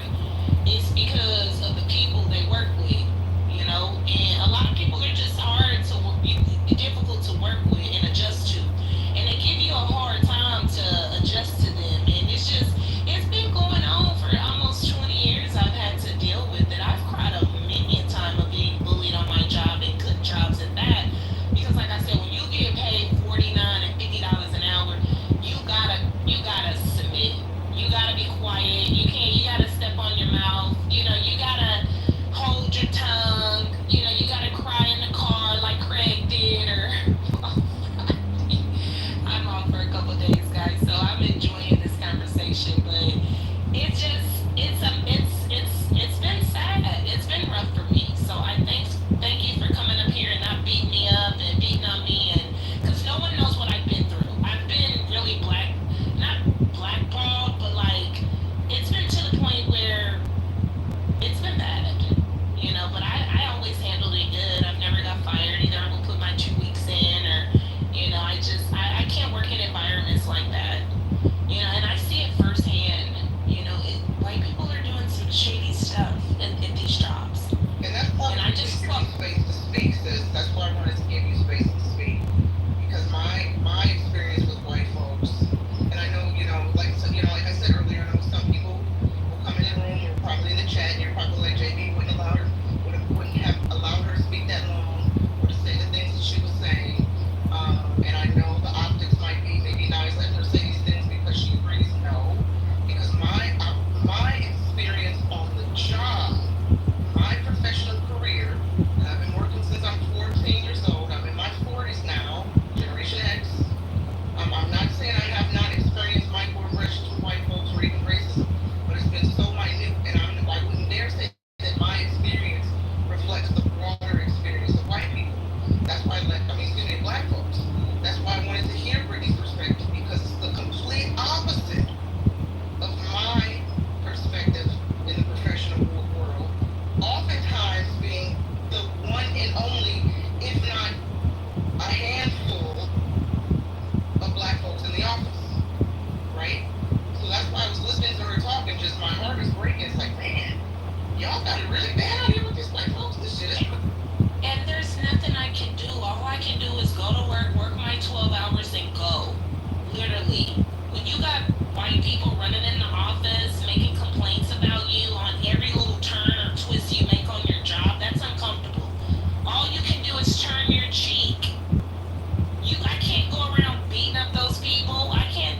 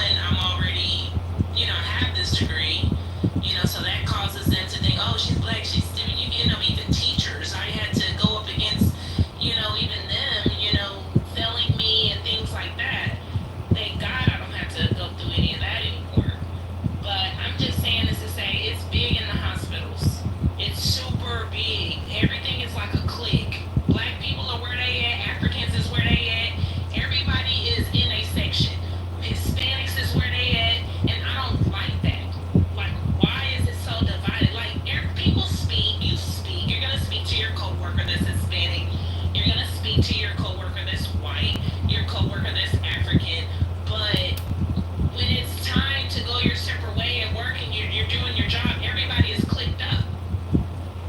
And it's too cliquish, and we're all adults here. You know, why are we still going through that in 2025 where everybody's just where they're at on the job? Everybody's all clicked up. It's all cliquish. Whites are with whites, blacks are with blacks, Africans are with Africans, Spanish people, Asian people. Like, why is everybody so apart instead of being a whole? Like, I don't get it. It's not me. It's how the world is doing black people, actually. I don't know. I can't. I'm over it. I'm frustrated about how this world is, guys. I'm not trying to project anything on any individual, any personal people. It's just, we know what's going on. We know that racism is here. They think that black people are at the bottom of the barrel. White people feel like they're more superior. We know what's going on. We see it. It's here. It's not going anywhere. We wish it was, but it's horrible. I feel uncomfortable always. Yeah, I'm sorry. I am so sorry that we're going through this about me. I'm saying black folks because as Ray Rock, I saw his comment in the chat that a lot of black folks feel this way. And Ray Rock, let me be clear to you and others in the room. I want to make it clear that I'm 100% aware of that. I know I just said that I'm listening to Brittany's submission is an eye opener for me, but I don't want to make it sound like I'm a news list. Because obviously I've had parents and grandparents who have worked and have expressed their same grievances dealing with racism on the job. We know this has been going on since the black folks were free, right? So I'm not going to give any pushback. My motto, ladies and gentlemen, is to listen, to learn. And Brittany, I thank you for that share. And I don't know if there's some white folks in here who learned anything from Brittany today. You can take anything away from what she submitted. If you are kind of that micro-aggressive energy of the job, and if you're black, 'cause I know we got some anti-black folks that don't like black folks, as I just mentioned moments ago, right? Let's do better on the job. Let's just do better because as you see, your microaggressions, your subtle racism, or your overt racism, it doesn't go unnoticed. Folks notice it, and then we gather in spaces like this and chat about it. Brittany, if I could say anything in part, it's just, sis, I wish you, and again, I'm not trying to be funny here.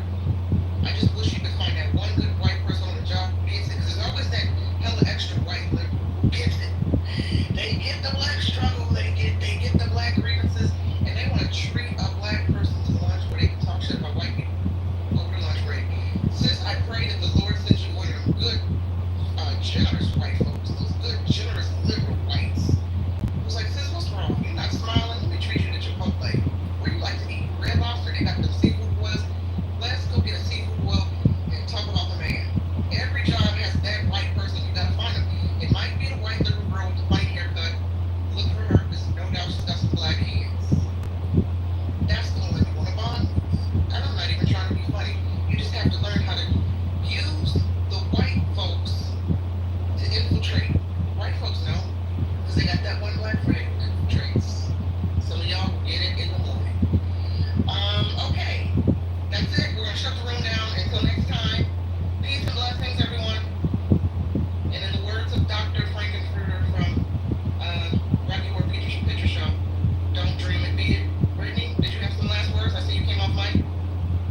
Yeah, I'm just gonna say, I know that JD wouldn't have me speaking like this on his stage, and I just want to apologize to JD and you and, all of his followers, but I feel like something needs to be bigger. Like, we need to talk about this more, because this is why a lot of us African American people don't want to work. Like, I'm not saying I'm not gonna get up and go to work tomorrow, but this is a big reason why. This is why. And then,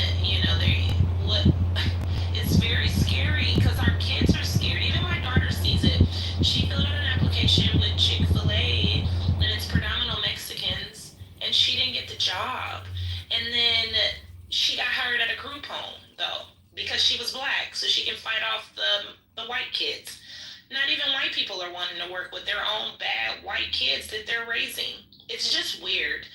I don't don't get it, and I'm just tired of everything being separated and segregated. That's it. I'm tired of everything being a race thing. My daughter had to come to me, Mom, why do I have to put my race on there? Why do they have to know my race? Is this necessary? It's just getting to be annoying.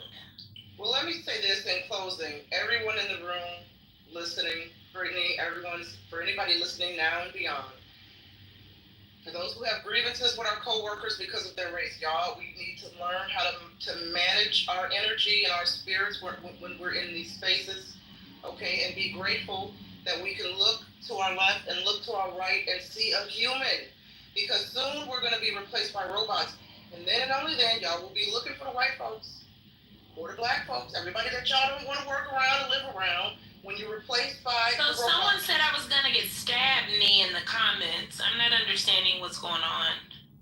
Wait, hold on. Who said that? Well, we don't do violence. I didn't see it. Let me go back. Will stab you. Are you talking about? Are you talking about I am liberal? You have it wrong. Conservatives listen. If you go to a liberal, that stab you. Is that comment? I don't know that that's addressed to you. Okay. Liberal is referring to liberals, and as it relates to political discourse, where liberals tend to get, the fringe liberals tend to get really fanatic and violent if you don't go along with the get along and agree with their political ideology, where some might say conservatives, you can have an open, honest dialogue with conservatives without them turning violent. You may not agree with everything that's being said, but they won't dox and harass you and cancel culture you and scratch and burn your Tesla, and pee in your Starbucks cup. You know what I'm saying? So yeah, I don't think he was. I'm pretty sure I am liberal was not referring to you, but I don't want to put words in his mouth. But that's how I'm interpreting that comment. Yeah, no death. We don't promote death in space, and that's it. So yeah, Brittany, thank you. And this is what happens when JB leaves Nye to moderate. Everybody has a voice. So on that note, I'm going to close the room. Y'all have a good day. Those Pharisees didn't believe. They didn't believe in Christ.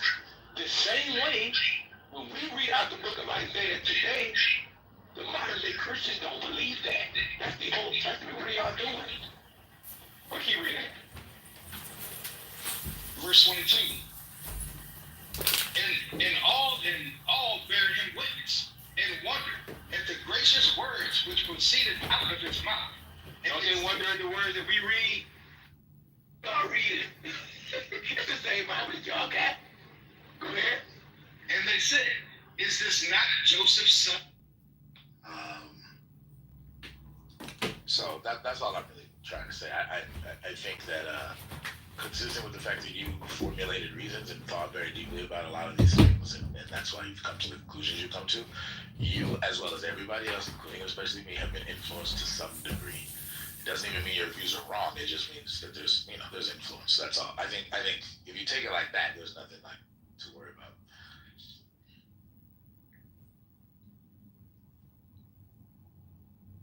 I care very deeply about the ways to which my views are influenced in these ways, and to a certain extent, it's kind of like you can't eliminate every influence, but you could maybe do things to maybe check your own biases. And a lot of times I find out that I'll form an initial opinion about something that I just heard of.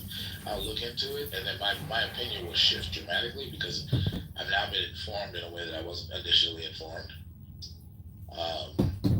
It's been updated. And I really wish most of us engaged in that way. And I'm not perfect, by the way. Sometimes I have knee-jerk reactions. Really? And then I talk shit, and then I find out all after the fact, like, oh shit, I was wrong about that. But I try to not do that. I try to be like reserved with my opinions when I first come across something. Like, this is another example of that thing I don't like. You know what I mean? Like, I kind of did that today with this discourse on, like, Joe Reed and Jim Acosta would be like, yeah, it's true, I'm good. I stood the 2026 election. I'm like, what? Like, the audacity of the question, like, aren't you liberals, like, big on not questioning elections? Like, and then I kind of looked into it more, and I felt like, all right, there's some validity to worry about some of the stuff Trump's doing, which I haven't introduced to the room yet. But to just go on and just presume, like, yeah, he's going to be like poop. Like, it's like, wow, okay, well, that's presumptuous. But whatever. I mean, I don't know. A lot of liberals act like they always know what's going on in the minds of the people they don't like. Like literally, they can read their minds. It's weird. But yeah. I popped up to say that I was listening to Sarah. She made a lot of sense, but it's so interesting where she's arrived as a result of all the back and forth that she talked about. I had the same back and forth as a Republican my whole life, who was not a supporter of Trump. I too am not super disappointed with them right now. I'm okay with them right now. But I would say that the back and forth and me shifting in my life has proven to me that I'm less emphatic about what I believe at any given moment in the course of my life going like now and forward, where it sounds like Sarah is still really hard, anti-left at this point, but she used to be anti-right, or at least anti-Trump.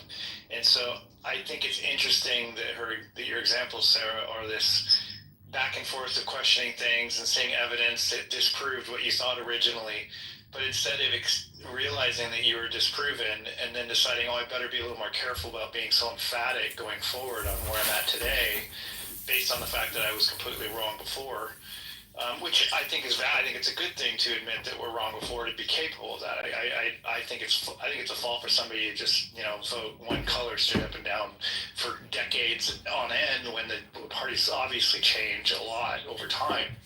But at the same time, if anything, like, I hear you saying that, I thought you couldn't win again because it was so fraudulent and in 2020, but then he won. And so it's almost like you completely disproved yourself, but you're still promoting the narrative that it was likely fraud, or at least very possibly fraud. Whereas if I was you, after seeing how he won this time around, I would say it's highly unlikely there was fraud, and that there was other mitigating circumstances that allowed the vote to shift both directions, and it appears that it goes back and forth. I mean, I'm 51. It's gone back and forth pretty much between parties, either every 4 or 8 years my entire lifetime. So this idea of calling out fraud, I think one thing I can say that I think was really, really bad of Trump to do was to question the system in general on purpose just because he lost, because he was a sore loser. I think that sucked, that he made it about the system instead of just accepting his own shortcomings when he lost. And I think he permanently damaged the integrity of the entire system that we depend on. And I don't think that either party is worse than any other party. They're both equally bad right now on two completely opposite ends of things, and they're pulling apart further and further. So those of us that are independent and who are engaging in critical thinking that allows us to change our opinions on these things and to even change parties in some cases, you should be very hesitant to be so emphatic that you're sure of things right now based on what you see, because it's ultimately just an opinion, and you're ultimately forming it in your own head. And probably the less you listen to other people, the worse the opinion is, and the less accurate it is, rather than deferring to maybe experts in politics that are finding the right people that you trust, but the people that spend their life fully engaged in this as a profession. This appeal to authority, or this idea that appealing to authority is a fallacy, is another thing that's coming about because of all of this question that Trump's done. And the reality is, we question the appeal to authority on doctors, and the appeal to authority to this, and at this point, it's all just my opinion. I just look at my own shit, and if I believe it, I believe it. And now I'm right, and everybody else is wrong. But the reality is that an appeal to an expert is not a fallacy. And if you want to appeal to an authority, well, why are they an authority? Are they an authority because they're an expert? Then that might not be a fallacy either. It's not automatically a fallacy just because we give the benefit of the doubt to somebody that puts 30,000 hours of study into something that we just choose to look up on the internet and decide for ourselves. Like, that's the part that I just question why you arrived where you arrived today, is because I hear you in other rooms too, and you're just really pretty hardcore and about what you think now. And I'm kind of like, whoa, after that story, I was like, man, she's a lot more reasonable than I thought. So how does she stay so extreme right now? So I don't know. It's just I'm not extreme. Like, I actually trolled a lot. So let me just make that clear. I get upset. I hate wokeism. I live in LA, so there's a reason why I'm more biased radical. If I moved to a radical city on the right, I probably would be doing, the same thing but in the opposite direction. So I live in LA. And I have a problem with wokeism and I have a problem with cancel culture.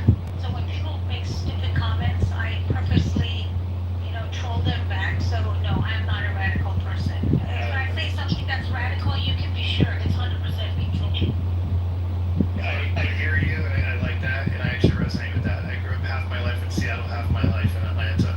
I can tell you when I was in Seattle, I was a diehard Republican who hated the far left, and then I moved to Georgia, and now I'm more independent or leaning left.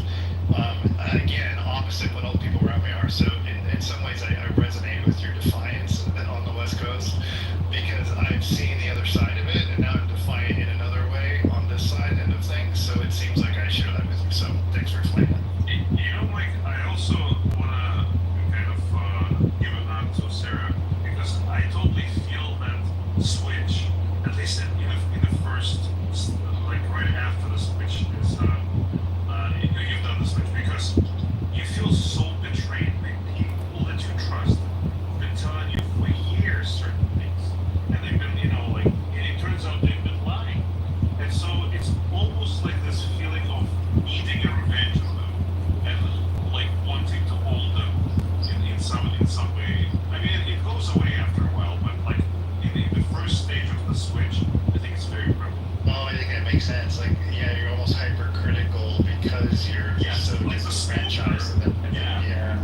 Like former smoker who can't stand when people they want to punch them in the face because they feel so resentful. That makes sense. I learned a lot about you, Sarah, in what you described. I totally see you differently than I did before. You opened a lot out of my mind about. I mean, when I listen to you talk now, I'm going to see a different lens, which I think is kind of interesting. Thanks.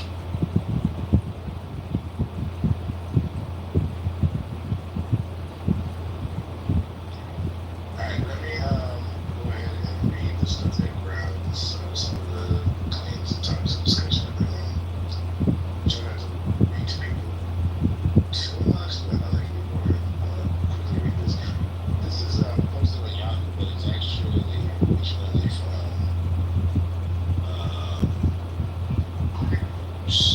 from Fox News. So I'll be very clear with that. Yahoo like to repost things from other publications. They're usually pretty good at indicating when they do that though. So I just wanted to make sure they're right, know where this came from. The title of this is at the top of the room. It says Excellent Rural Cable Stars Jim Costa, Joy Reid for 2026 midterm conspiracies about Trump. And it says here's what David runs. I don't know if David runs is from Fox News. I assume he is. It's a 4-minute read, so I'm going to try to read through it quickly. It's from Fox News originally, so it's going to have branding and bias, so I'm trying to be transparent about where it comes from. You'll probably hear the bias in my reading. Okay. In less than a week, 2 former liberal cable news stars who were essentially discarded by their former networks this year floated conspiracy theories that President Donald Trump will rig next year's midterms. Ex-CNN anchor Jim Acosta and ex-MSNBC anchor Joy Reid, who were among the media's sharpest critics of Trump's refrain about not really losing the 2020 election, openly speculated next year's midterms won't be on the level. Quote, I don't think Trump intends to lead office, end quote. Reid told far-left writer Wajahat Ali on his Substack last week. Quote, I've been very clear about that. I think he intends to stay in office like till he dies, end quote. Quote, whatever Democrats say to me, this is the reason we have to coalesce for 2026. I always add to the end of their sentence, yeah, so we actually have free and fair elections, end quote. Reid also said in the second, quote, I think it's insane, honestly, to just assume we're going to have normal elections next year, end quote. So these are all Joy Reid's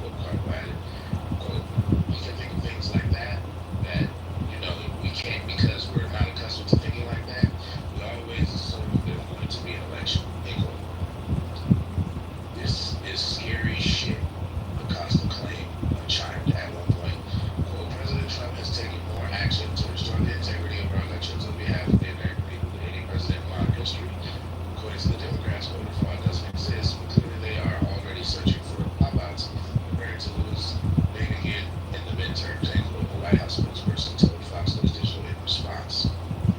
The far-left Reid was abruptly fired by MSNBC in February. In November 2022, she said when the Democrats accept election results when they lose. Acosta conceded in January after he was asked to move from daytime program to a midnight show. The once mocked Trump's 2020 election claims as a big cry. Last month, former CNN host Bob Lemon didn't dismiss comedian Kathy Griffin's suggestion that the 2024 election was also fixed. Quote, I'm Kathy Griffin, and I do not think Trump won in a free and fair election, Griffin said. But when I believe there was tampering, I don't know if it was the Elon Musk connection. I don't know if it was just a few good old boys in the South who don't do, what they accuse us of, end quote. Well, you're not far off, end quote, Lemon said. Well, I won't say that I disagree with you, but I'm an evidence person. I like to see the evidence. I think something was off, especially when someone said, oh, we've got this, and how to do, you know that. How do we know we've got this? How do you know, or I don't need your vote, or anything like that? It's a little bit odd. In the past 2 midterms, the sitting president's party lost control of the House. In 2018, during Trump's first term, Democrats won back control of the chamber for the first time since the GOP Tea Party won in 2010. In 2022, President Joe Biden's Democrats were widely seen as overperforming, but nevertheless lost control of the House to the GOP. And then the article ends. So one of the things that kind of brought this up for me were the comments that I just read a lot of quotes from, that I actually saw the video clips of, with Jim Acosta and Joy Reid. Until I read this just now, I didn't know about the Don Lemon stuff in Kelly. But yeah, these are like media pundits that are, and this is one of the reasons why the vocal minority of the left are so loud, is because they have a bunch of crazies in the media. Or at least, people tending towards the extreme left in the media. And so they say these bold things to get clicks and likes, and they serve their goals of drawing eyes and attention to things that are sensationalizable. That's how the news media works and operates. But they end up perpetuating disinformation, misinformation, brought a distorted picture of what's actually happening. Which really doesn't help our discourse. And it dumps fuel on the fire to people who are already primed towards really, really far-fetched conspiracy theories in the first place. It's like some people just can't help themselves. So that was kind of like basically rethinking about our discourse on election integrity. Because at the heart of it, when you strip away from the sensationalized stuff and the conspiracy theory stuff, there are legitimate questions about what is the fairest way to run elections in a way that maximizes the opportunity for anybody who wants to vote exactly once, insofar as they're legally able to vote. And that's actually a really complicated question. Complicated, first of all, by the fact that we run thousands of separate elections at the same time when we do national elections. And each jurisdiction has a place, time, and manner authority so that they don't all look uniform. It's very decentralized, which partly is a good thing. But it creates an impediment to monitoring everything with the utmost maximal transparency the entire time. And so there will always be things you can tug on and question for your purposes, even though there really isn't anything there. But at the end of the day, I think the ultimate goal is we want people to trust that the processes work. We're going to have some semblance of confidence that they work, that it's within reason. It's not going to be perfect, but it should be as good as we can. And then people who are on the fringe who question it anyway for politically motivated reasons, they have enough discretion to ignore those people. That's what I think the ultimate goal is, and I think it's becoming a more and more difficult goal to achieve.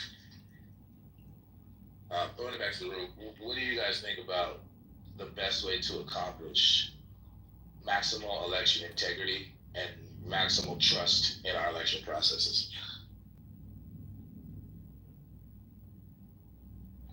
I think it's just transparency.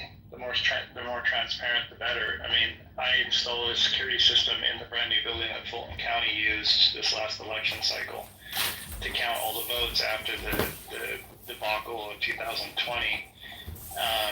and all of the claims against him, where Fulton County was kind of the center of it all. And so they built this new center where they had all of the votes come in for all of Fulton County this year. And I actually personally installed 300 cameras around the area. And inside of it, you know, they had all of the voting machines locked up behind a security fence, and they had cables on them in a certain way with flags and stuff that if they were open, that you'd be able to tell. And then they had a glass structure with desks in there where all the counting was set to take place. And then they had the facility allows the public to walk through and stand there and watch the counting taking place in this glass box. And so they went full on transparency on the recount in order to say that, listen, if you're concerned about it, come and watch the process. And I think that the more transparent it is, obviously, the safer it is for us. And if you don't go yourself to watch it, then, you know, I think shame on you if you start convincing yourself that shit happened because you start reading stuff online or something. I think that they're making it really available for us to see what's happening in person, at least in the case of our county. And I think that that's the best thing they can do about it.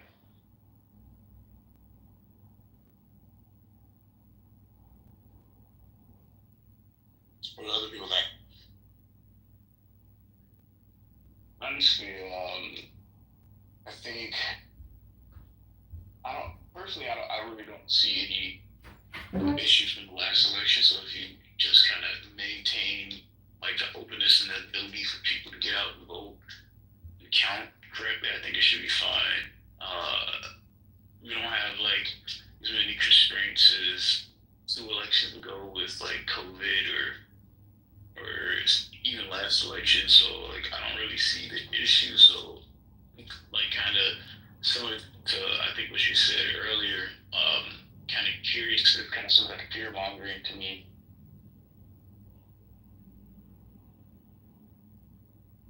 Sorry, just be more specific. What sounds like fear mongering? Like the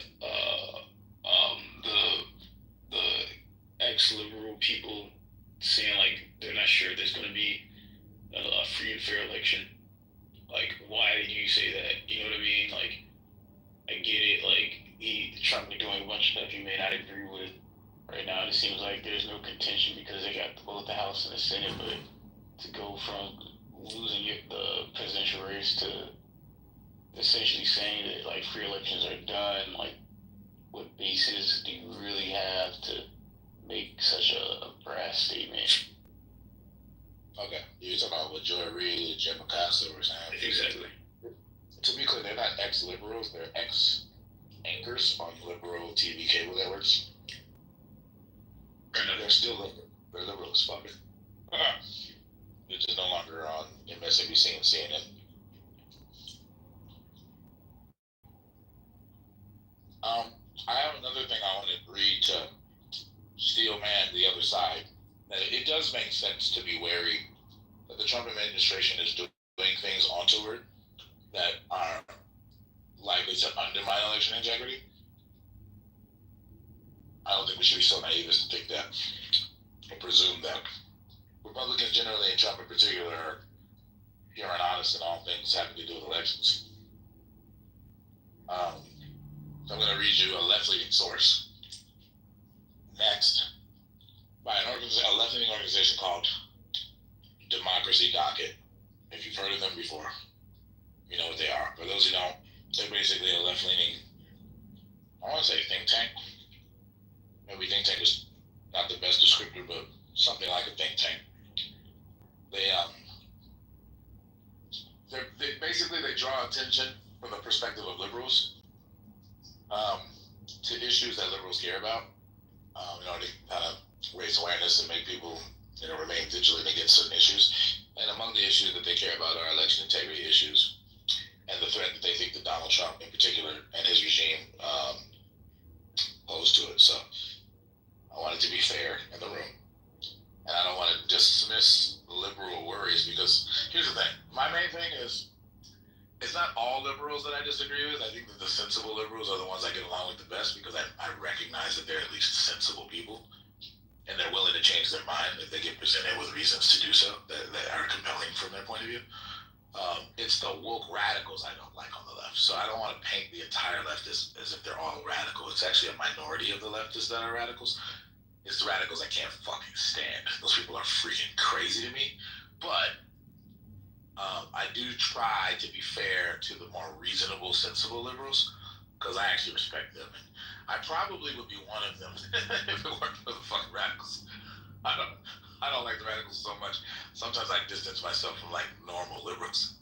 Because like you're too close to the people I don't like. Maybe that's a bias of mine. That's it.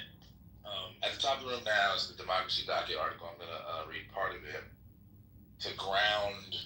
I think Kirk will make a great transition to do so. I want to ground, I think, the reasonable worries from the left in some evidence. A lot of this evidence is going to be cited for some of the, I think, more woke conspiracy theories, but all I'm trying to establish is it does make sense to like not give the Trump administration the benefit of the doubt in terms of regulating elections in the fairest way possible.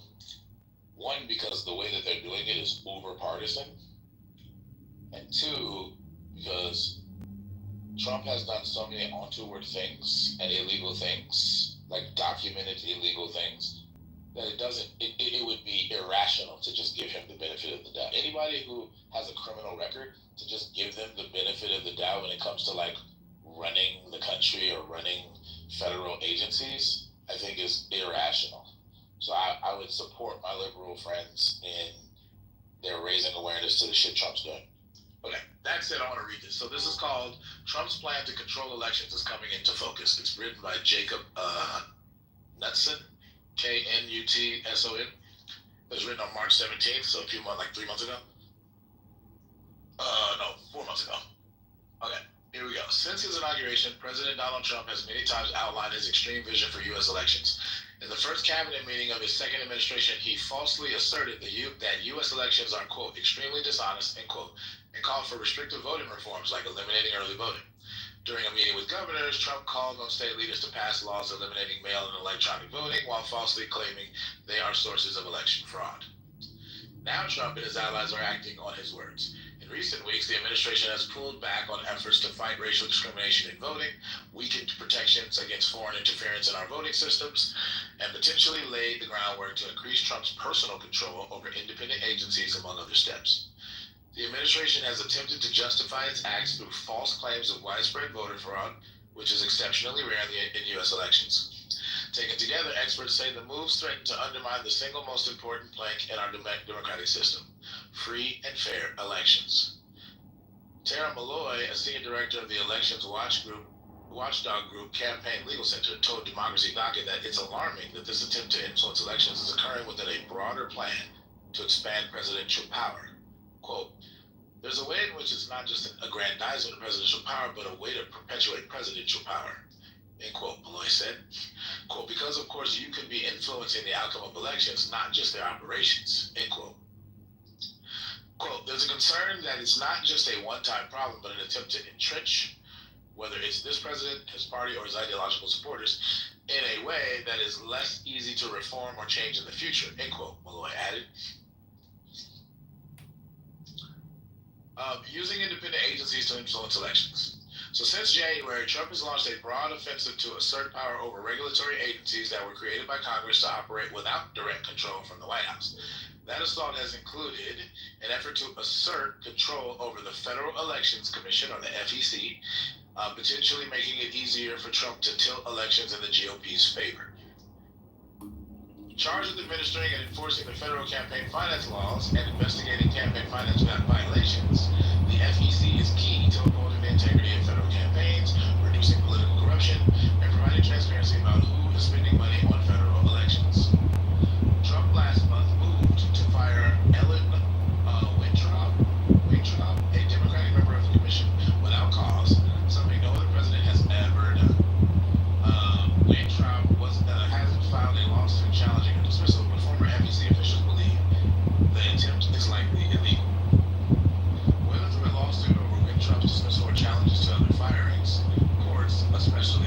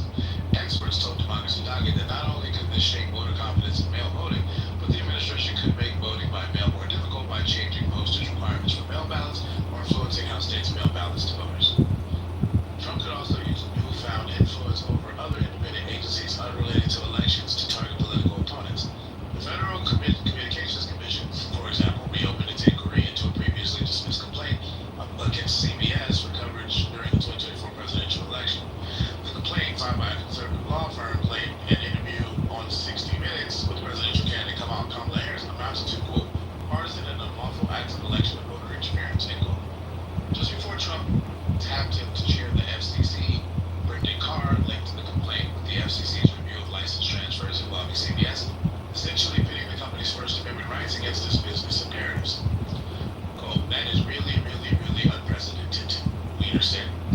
Free speech and journalism organizations have criticized the move as an affront to free speech and press freedoms that could influence editorial judgments in future elections. Alright, opening elections up to foreign interference. By cutting election security programs of the Cybersecurity and Infrastructure Security Agency, or CISA, the Trump administration may be exposing future elections to external threats, experts warn. The agency has been crucial to helping state and local election officials secure elections from foreign and domestic cyber attacks and handle disinformation and influence campaigns that seek to erode Americans' faith in democratic institutions. Such election interference operations have grown both in scope and sophistication over the past decade, especially with the rise of artificial intelligence. The Trump administration placed employees that worked on CISA's election programs on administrative leave and stripped federal funding for systems that alert thousands of state and local governments to cybersecurity and election threats. State and local election officials have told Democracy.net they fear that dismantling these programs will leave future elections less secure. Additionally, the administration disbanded an FBI special unit tasked with confronting foreign threats to elections, creating what a former FBI counterintelligence head called, quote, a free-for-all for foreign intel services seeking influence, end quote. Trump may be able to meddle with the nuts and bolts of election systems by controlling the Election Assistance Commission, the EAC. With a similar leadership structure as the FEC, the EAC helps state and local officials improve how elections are conducted. It distributes grants to improve election infrastructure, certifies voting equipment, and analyzes state-by-state data to determine best practices in election administration. The EAC has long been targeted by Republicans, and if Trump gains the ability to fire its board members at will, he could cripple the agency or influence how it certifies or decertifies voting system hardware and software. The Trump administration has already attempted to influence the EAC's work by including $55 million in election security grants administered by the agency in its massive, indefinite federal funding freeze earlier this year. The administration rescinded the freeze after it set off a wave of legal challenges. Institutionalizing the big lie. To bolster his efforts to control elections, Trump has stacked the Department of Justice with officials who have supported his baseless claims of random voter fraud in the 2020 presidential election, and who may have worked to overturn state election results on behalf of his campaign. These include top officials like Attorney General Pam Bondi and FBI Director Catherine Taylor, both of whom did not say who won the 2020 election during their confirmation hearings. But it also includes these selected to lead offices that enforce federal laws protecting the right to vote. Trump nominated Harmeet Dillon, one of his loyal allies who has been involved in dozens of lawsuits changing voting rights laws, redistricting election processes, to lead the Civil Rights Division. Also referred to as the crown jewel of the DOJ, the division is going to protect the civil rights and liberties. Dillon has yet to be confirmed, but the Civil Rights Division has already abruptly shifted away from defending voting rights. So far as private voting rights lawsuits against Texas, Virginia, and Alabama, it also retracted a previous request to participate in a lawsuit over unfair maps in Louisiana that's set to be heard by the Supreme Court. Lena, the Princeton director, said that the country, even in Trump's first term, never had a DOJ so readily turned into the president's personal law firm, quote unquote. Which is just not what the DOJ is. It's just not what anyone has understood the DOJ to be, Lena said, but it's incredibly risky. In future elections, such officials may be more willing to not act if voting rights are threatened, or could oppose efforts to protecting voting rights. They may also be more likely to pursue criminal investigations and even prosecutions against voters and election administrators over spurious allegations of fraud. Alright, so that was the Democracy.net argument. I brought it to the submission of the room because I wanted to be fair, but also I wanted to underscore there are a lot of reasonable, sincere questions about what the current administration is doing with respect to election integrity and the uber partisan ways in which it's doing things that in general might be more palatable if they were bipartisan. So revamping the FEC or the EAC, if it's done just from the perspective of Republicans and Democrats don't get any input, that's partisan. And if we're trying to come up with fair rules for everybody to be, to apply to everybody's elections, then probably Democrats who run major elections all over the country every year, every 2 years or 4 years, should have some say in that, right? It would be like you have two teams, the Lakers and the Celtics, and the Lakers are getting all the say in terms of what the rules of basketball are, but the Celtics don't get to have any input. It's you might do rules in such a way as to favor the Lakers, but is that really fair? Right? By simple analogy, I think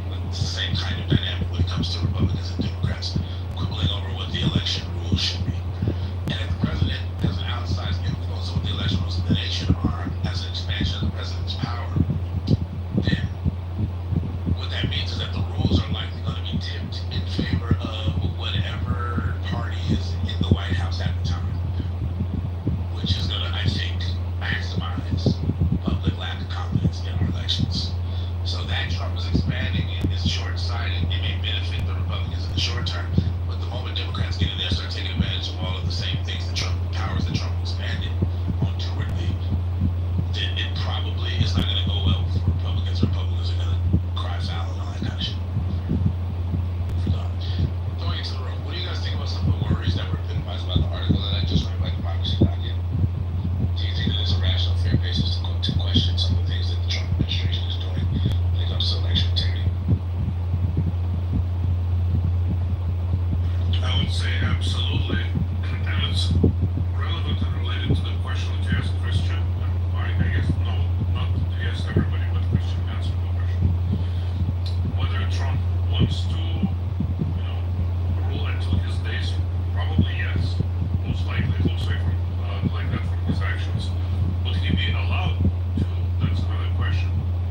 And I would say we do have a robust system that would allow him to do that.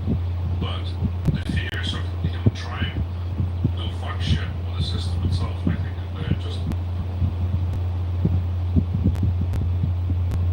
What other people think?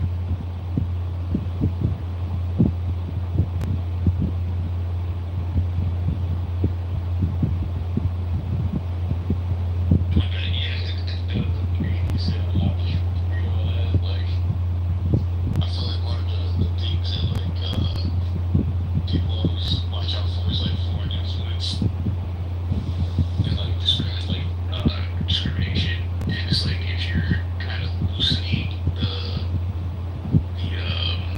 things that are supposed to prevent that, then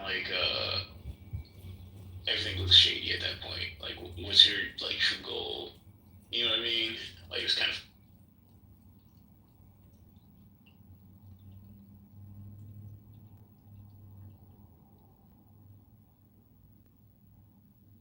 Yeah, and I felt obligated to make sure that I included a steel man version of the kinds of worries that the leftists are having, because I think a lot of the worries are well founded, and a lot of the unwillingness to give the administration the benefit of the doubt are reasonable. The only real difference between me and some of the more, I think, extreme on the issue is that I'm not willing to jump in with 2 feet and just presume Trump's planning to do the most evil thing possible. I can't say that. I don't know that. But if he is, that shit's not cool, and it should be criticized well in advance, and people should be paying attention.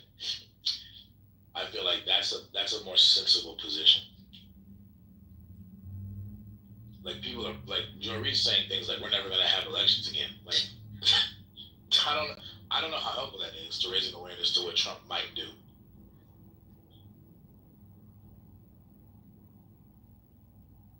And I don't know, it kind of it motivates people to go over the top and overreact in a way that helps ironically shield Trump and Republicans from any untoward things they may be planning, because they just go, look how crazy these people are being.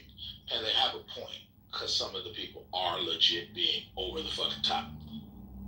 But then it masks the people who maybe are not as loud, who are being more sensible, and they're not saying the crazy thing. They're saying a version of it that's more sensible, and they're being outshouted by the crazies.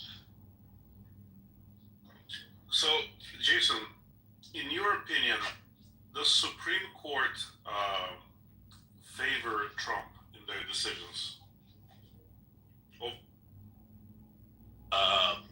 Sometimes, yeah. It seems like the Supreme Court has ruled in ways that help Trump accomplish his policy aims a lot lately.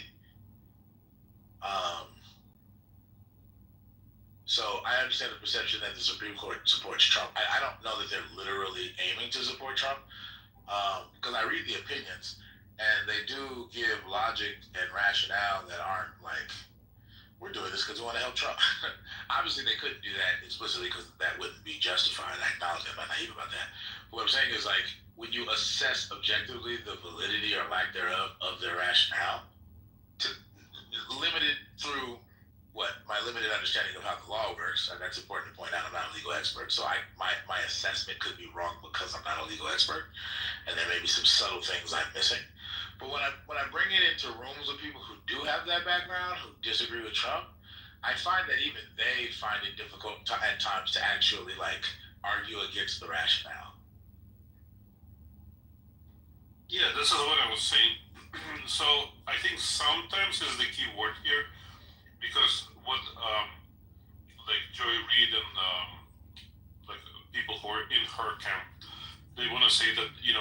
Supreme Court is in the pocket of Trump. Basically, it's going to do whatever Trump wants.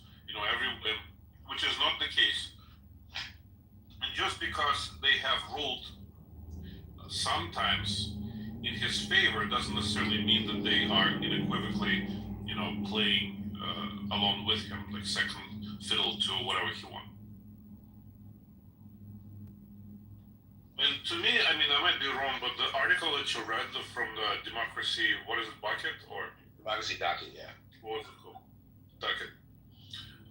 It seemed to me that overall, they are making, step by step, logically sound argument. But I think the very beginning, some of the fundamental premises that they are creating with, one of which is that Supreme Court is going to let Trump do whatever he wants, just based on a couple of examples of them ruling in his favor. I don't think that's the case.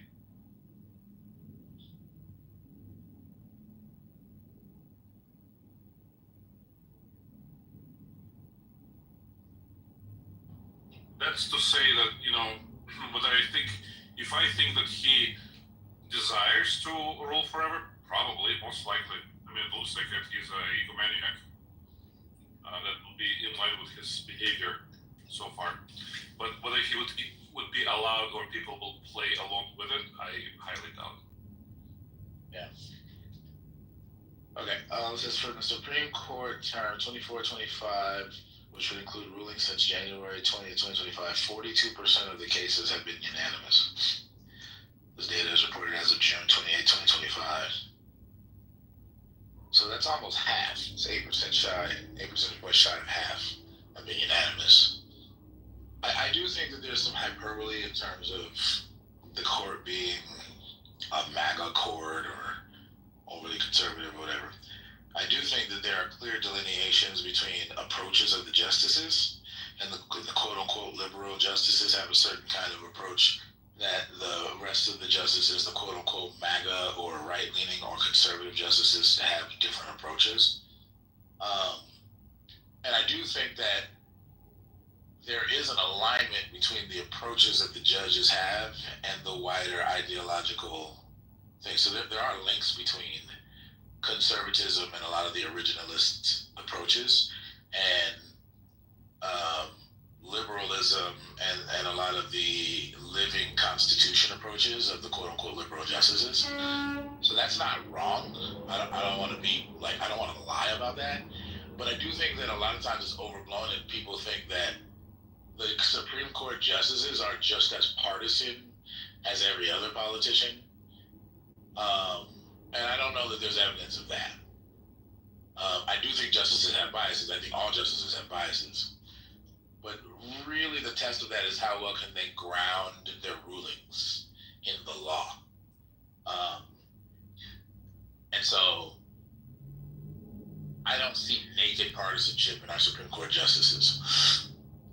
I do see political biases evident in our Supreme Court justices, but that's inevitable. Like, there's no such thing as a Supreme Court justice with no biases ever. So, I do think that the Supreme Court is not ideal in that the balance between the approaches is not realized, and maybe there are arguments for that balance being realized. And maybe there were better options for Supreme Court justices in terms of whatever their biases are ideologically. I do feel, for example, that Clarence Thomas is really biased towards the right. I think that's apparently true, and it shows in subtle ways in some of his decisions, and not so subtle ways in others. As an example, I do think Ketanji Brown Jackson is also I think fairly obviously biased towards liberalism, but almost in an equivalent in opposite direction as Clarence Thomas. So I think that the biases exist. I think that they're kind of apparent. I don't know that every Supreme Court justice is biased to the same degree, though. I don't know that Kagan is as biased as Ketanji Brown Jackson. She might be, but I don't think so. I don't even know that Sotomayor is. She might be. I think Thomas is the worst, to your point, for sure, and it's also judged by the actions of his wife too, and the things she said and done. I think that he's definitely the worst. But there's one more of them. I don't remember which one. The flag issue. They put the flag up upside down or half mast or whatever it was. Alito? Was that? Yeah, it was Alito that did it. You're right. That issue. Right. It wasn't him. Yeah, but I mean, I guess. But I've been married 32 years. The man can't control his wife. Maybe, but I think it's more likely that him and his wife agree on those major angles. And it just seems I think he should be going out of his way to make sure that doesn't happen. And if she disagreed with him, I'm not sure she would be doing that flagrantly like that in front of him. I'm sure he was more than okay with the concept. But anyway, so that stood out to me. But those two for sure. Michael, I think you're. I mean, I don't remember. I don't want to presume, but I think you either are or were married. Happy wife, happy life. She can hang the freaking flag however she wants. I've been married 23 years, but it goes like life. If I was, the man doesn't learn. if she was, no. I kind of think of it differently. I kind of think like if they have a successful marriage for any length of time, then she would be supportive of his career. She would know better than to make political gestures when her husband's a Supreme Court justice. Either she's just an idiot or she's defiantly polar opposed politically to her husband, which is probably not likely. But it just seems like a really bad idea for her to do that, and it seems like it's something that he was okay with because he didn't think it through or something, or his true light just showed. I don't know. I don't know. It's too coincidental that he appears to be as right as he is, and then to be hired by Trump, and then to do that. You have to go out of his way to. He wasn't. I represent something. He was appointed. Yeah, I'm sorry, wrong word. You know my point. He was appointed by Trump, and when he's appointed by Trump, he was also vested by the people that Trump used to vest these extremely right-winged possibilities. Like Trump. He was voted in by the Congress too, so it isn't like it was just Trump. It's all political. That's all politically based, though, based on the court of the. And none of that makes it less likely that he's biased. None of those points make it enough. I'm not trying to be clear, I'm not trying to disagree with you all that much. I'm just trying to be very specific about the process, because the process it involves input from both houses because the Congress is involved. Yeah. Well, you're right. It is definitely political. There's no. Well, yeah, and Trump went to the Heritage Foundation, I think it is, or whatever. He went for a lot of those suggestions. I mean, he went very extreme in the groups that he used to suggest who he should be picking. I mean, he didn't pick these things out of his back pocket. So there's huge agendas behind why they were recommended. I agree. I acknowledge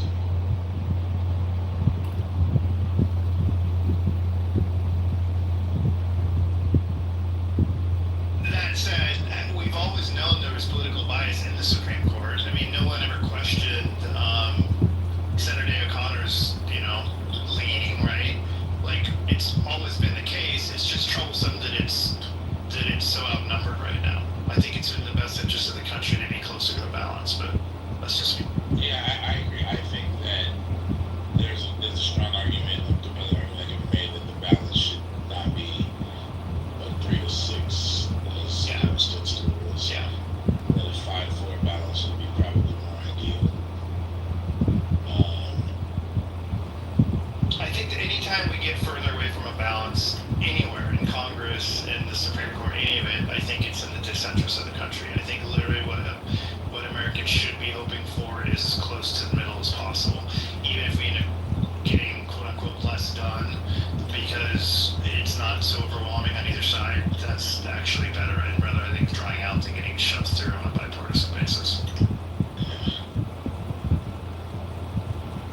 I also would prefer Supreme Court justices with moderate leanings, as opposed to really pronounced leanings on one side or the other. I think that's another avenue of balance that would be ideal. Yeah. Well, that goes the same for the president as far as I'm concerned, but they can't get through the primaries. So I feel like more modern politicians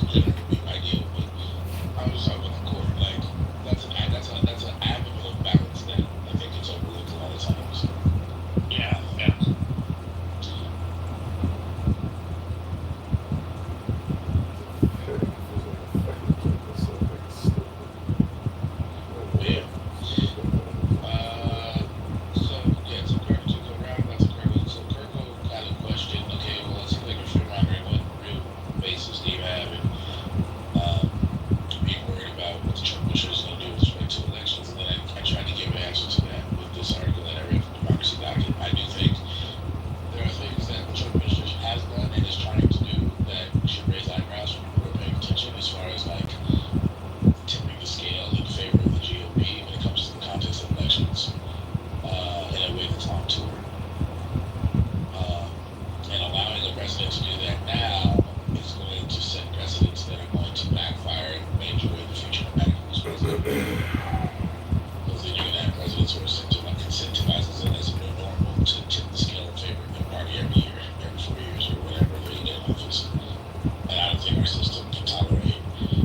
Well, it's a question of to what extent our system can tolerate that kind of shit. It's not supposed to be topsy-turvy like that. So I'm not a fan of Trump's moves to expand presidential power, which is ideologically motivated and was explicitly a policy aim in Project 2025, believe it or not. So it seems like Trump tried to deliver on those things. And the unprofessional nature of the language and the extreme nature of the language that he uses when he makes posts about certain things, like he did on the one on 4th of July about the other side, makes him unusual as a president in his obvious blatant, hatred of the other side. It's just the way what he says is not. It doesn't sound like the way that other professional presidents have talked about their opposing parties in the past. There is a difference. If somebody can't recognize the words that he uses and the language that he uses and the divisiveness that he creates and the way that he uses that, then they're not going to be willing to recognize how different and unusual he is. And that unusual difference is the reason that we should be more worried about him taking on more presidential control than potentially somebody else 25 years ago.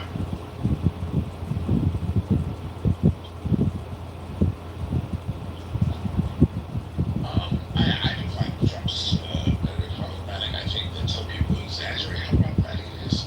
It's annoying, but I do think it is problematic. It's not trivial that we have a foul-mouthed president who denigrates one side of the aisle so much that it's like, how probable is compromise working together under this president? I'm not sure. And his attack on the existing structures of government, from the FBI to everything else, it's all of it. It's the anti-establishment tone of his foray into government politics, his outsider view that the entire system is corrupt and that America is in trouble because of where it stands. When he's creating a lot of the atmosphere that makes it feel that way, in a way that other presidents have never done. Everything from January 11th to everything that he says, including the post on the 4th. The post on the 4th was a perfect example. I don't remember the details of it specifically. I read it. It's Twitter. January 6th. No, it's July 4th Twitter post where he. You said January 11th, but I think you meant. Oh, January 6th. Yeah, I meant 6th. Yeah. Everything from that. I mean, it started there in my mind for sure. It's something that was inappropriate and promoting and not stopping.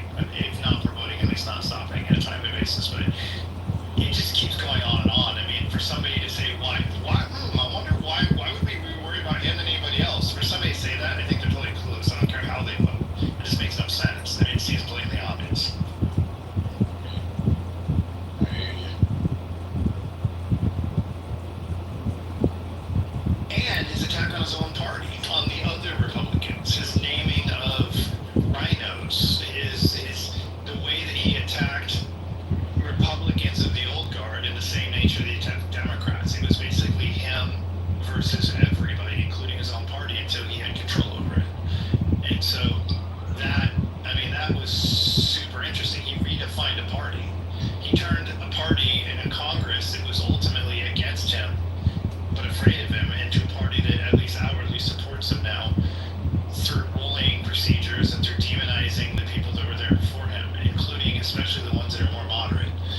And that too is not something that I've seen in my lifetime with a Republican coming into their own party. And I thought of him as like anti-war, and at least in the way that he talked about the wars, because I heard a lot of young people liking him because it seemed like that he was very not interested in engaging in wars. But then when it comes down to it, at least in this term, he's very much acting like any other Republican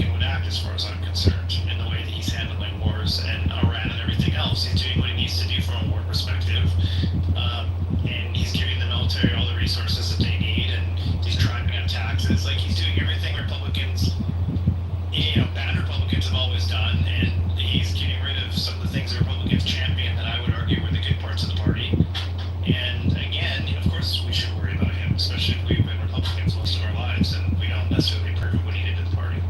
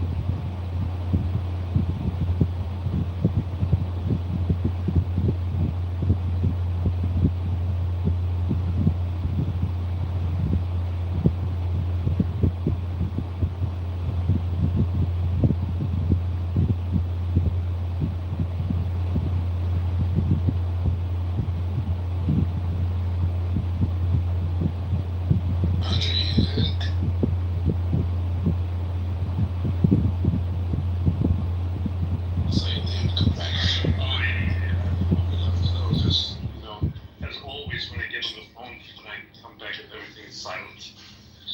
Oh no, it legit was silent though. Oh. I felt like you might have thought the silence meant your phone was glitching. That's exactly what it meant. Jason, do you think that Musk's new party would be more helpful to the Democrats or the Republicans? I don't know. It seems like it's flopping like all the other third party attempts, so it may in the end not really affect either party. It seems like a more effective thing that would negatively impact the Republicans would be Musk throwing his money behind primarying Republicans that voted for the big beautiful bill.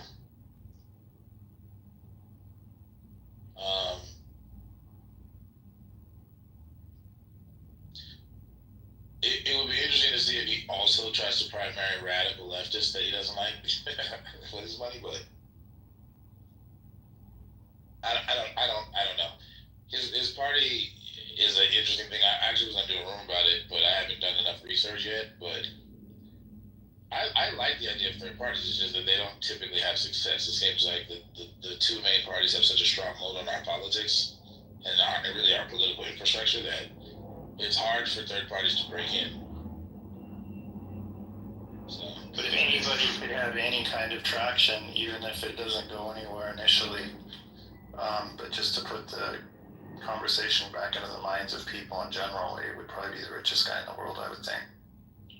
I mean, although money didn't help Bloomberg, you know what I mean? So it doesn't. Yeah, I'm not saying it's doomed to fail. I'm saying so far it doesn't look like it's gaining traction. Yeah, and I don't even know what his principles are. I mean, frankly, he was willing to roll over and kiss Trump's ass just because he wanted, certain rules for EVs. Seems like to me what he's going for. And then when he didn't get that, he just flipped automatically. So I'm not sure that he's principled. So what I understand, the next 3 or maybe like the next 4 parties have contacted him already to see if they can create some sort of alliance. Yeah, I mean, anything that gets people who are more moderate to prominence in a national scale, I'm kind of for. I don't really like uber partisan politicians. But I mean, I don't know.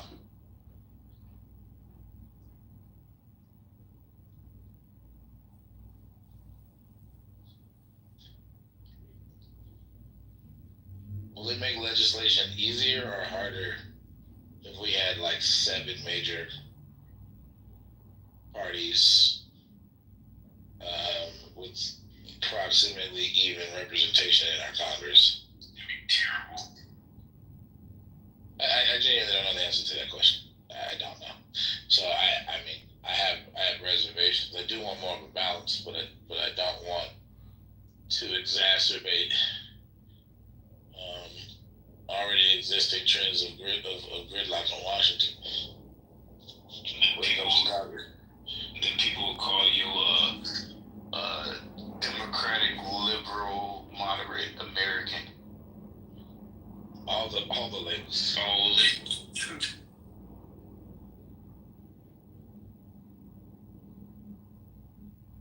I do kind of like the idea of like trying to push like both sides to kind of get their heads out of their asses. You know what I mean? Because I feel like that's the best thing that'll come out of like a third party. If the given base loses enough of their constituents, then like it kind of make them wake up like, okay, we gotta switch something up and start tweaking out here in these streets, you know? Yeah.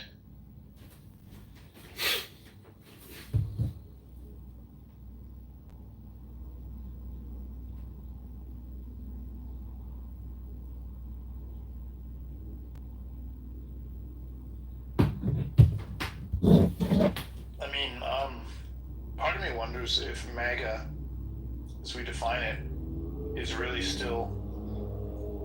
an actual majority in the Republican Party, or if it's not, behind the scenes, and if J.D. Vance may not be able to hold down if it's a minority in the Republican Party, which I think it is still. Can J.D. Vance hold it down like Trump did? I'm not convinced that will happen automatically. Yeah, I have no idea. I don't know what J.D. Vance's chances are of winning the next election at all. He doesn't know Trump, everything. I guess. He doesn't even know the future. I mean, there are things that the Republicans can do. I mean, if Trump endorses him, then you can mobilize Trump's sycophant base behind a J.D. Vance. They've already voted for him on the ticket with Trump, so voting for him at the top of the ticket, I don't think is that far-fetched, particularly if Trump's endorsing him.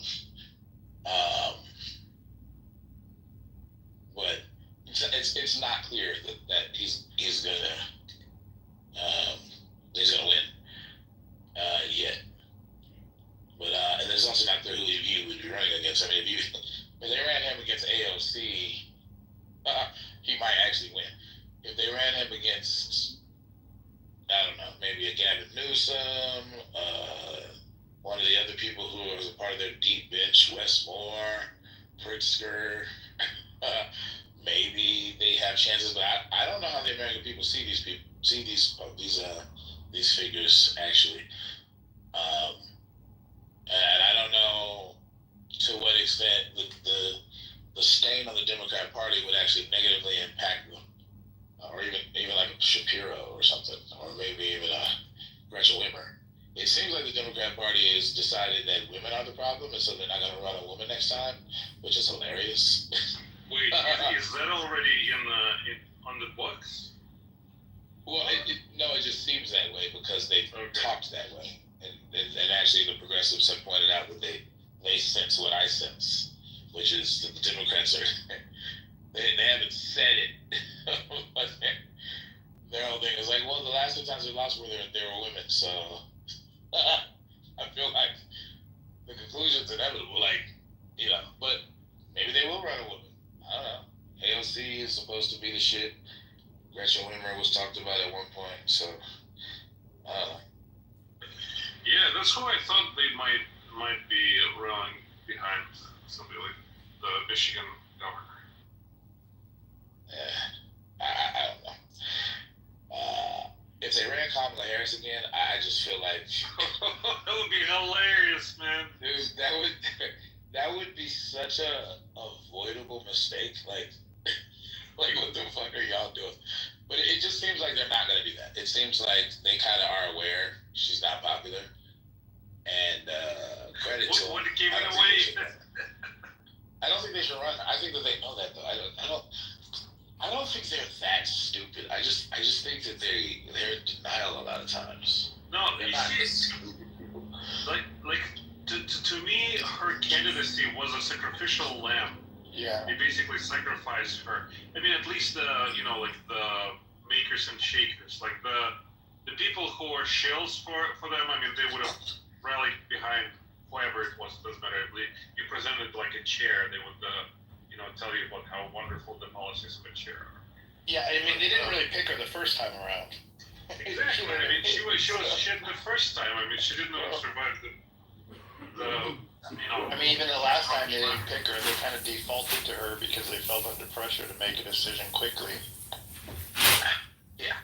Just kind of pushed her into place, It made sense. I mean, she's the VP. It made sense. Under pressure. I don't know that AOC is going to be favored because it seems like they're trying to get away from the progressives. What do you think? What do you think of Elizabeth Warren? Not that she wants to run, but you mean the Pocahontas? As far as like the likelihood that they're going to go with her, I don't know.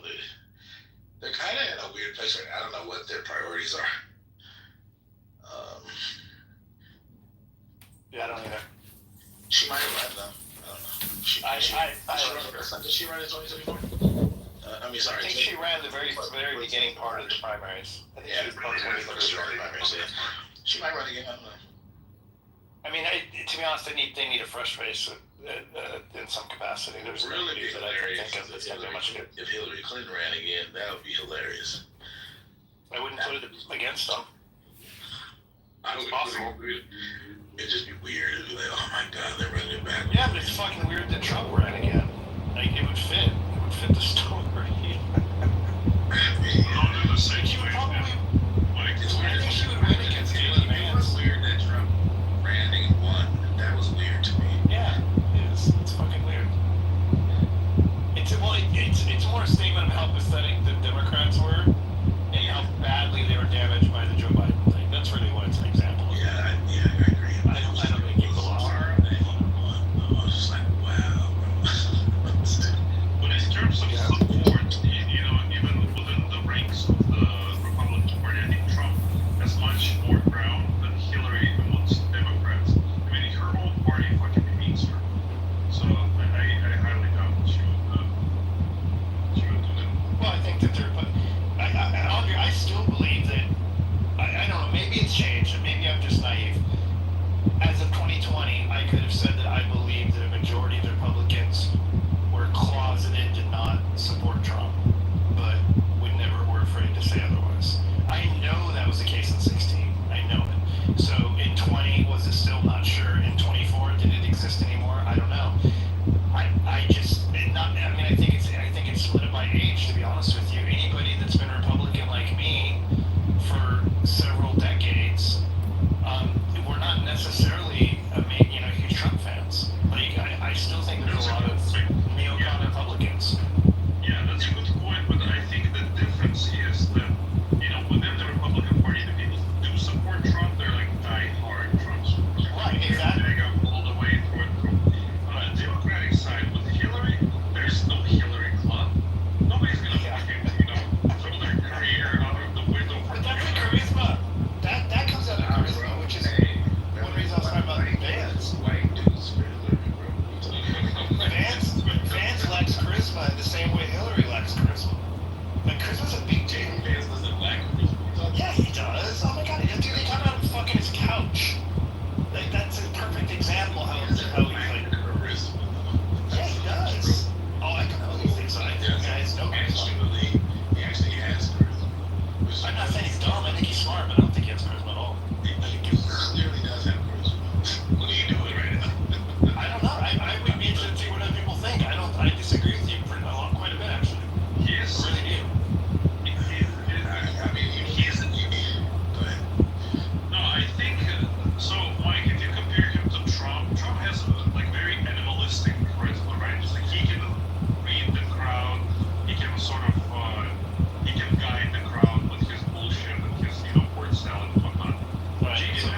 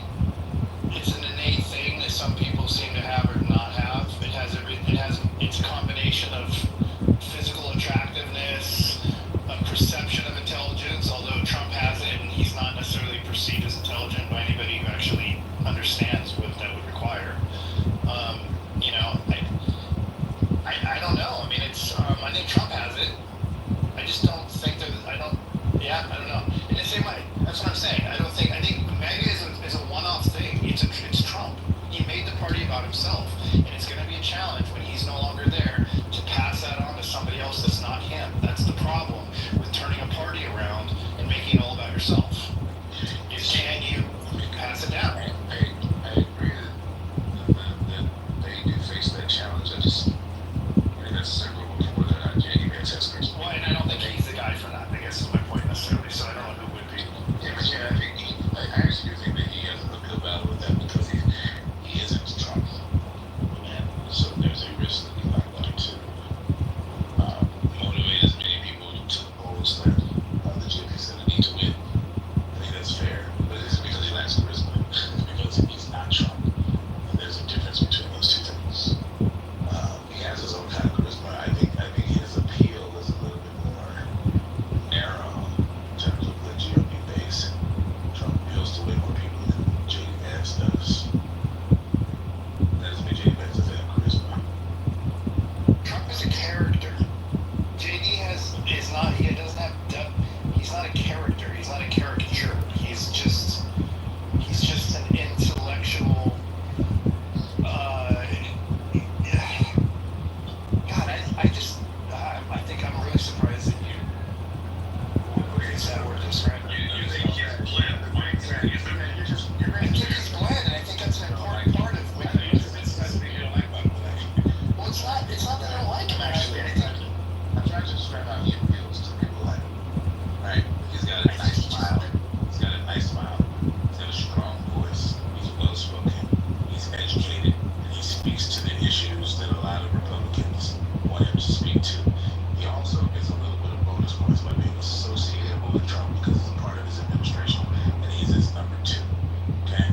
All of those things appeal to MAGA in a major way. Okay? He's also from Appalachia, which appeals to that voting bloc. And he's also aggressive in his attacks on the left, Democrats in particular. So, like, all of these things are things that appeal. And the sense of his being charismatic is having a nice smile, is being well spoken, and is being personable, even in the context of some really like hot interviews from leftist media pundits. Right? So, like, I can tell he's charismatic because of those things. Even though I don't personally like him, I can tell why he appeals to people. Like, all that he will have to do if he runs for president is own lives publicly a couple of times, on their ground, and that's it. That's all he'll need to appeal to all the Republicans in the world. Yeah, he even has more charisma than the Florida governor. That Which one? DeSantis? yeah, he has more charisma than DeSantis. It's very to me. I don't think so. I don't see that, but DeSantis has more charisma than I do. Within Florida, I think he has a lot for Floridians. I know Floridians aren't like about against Florida.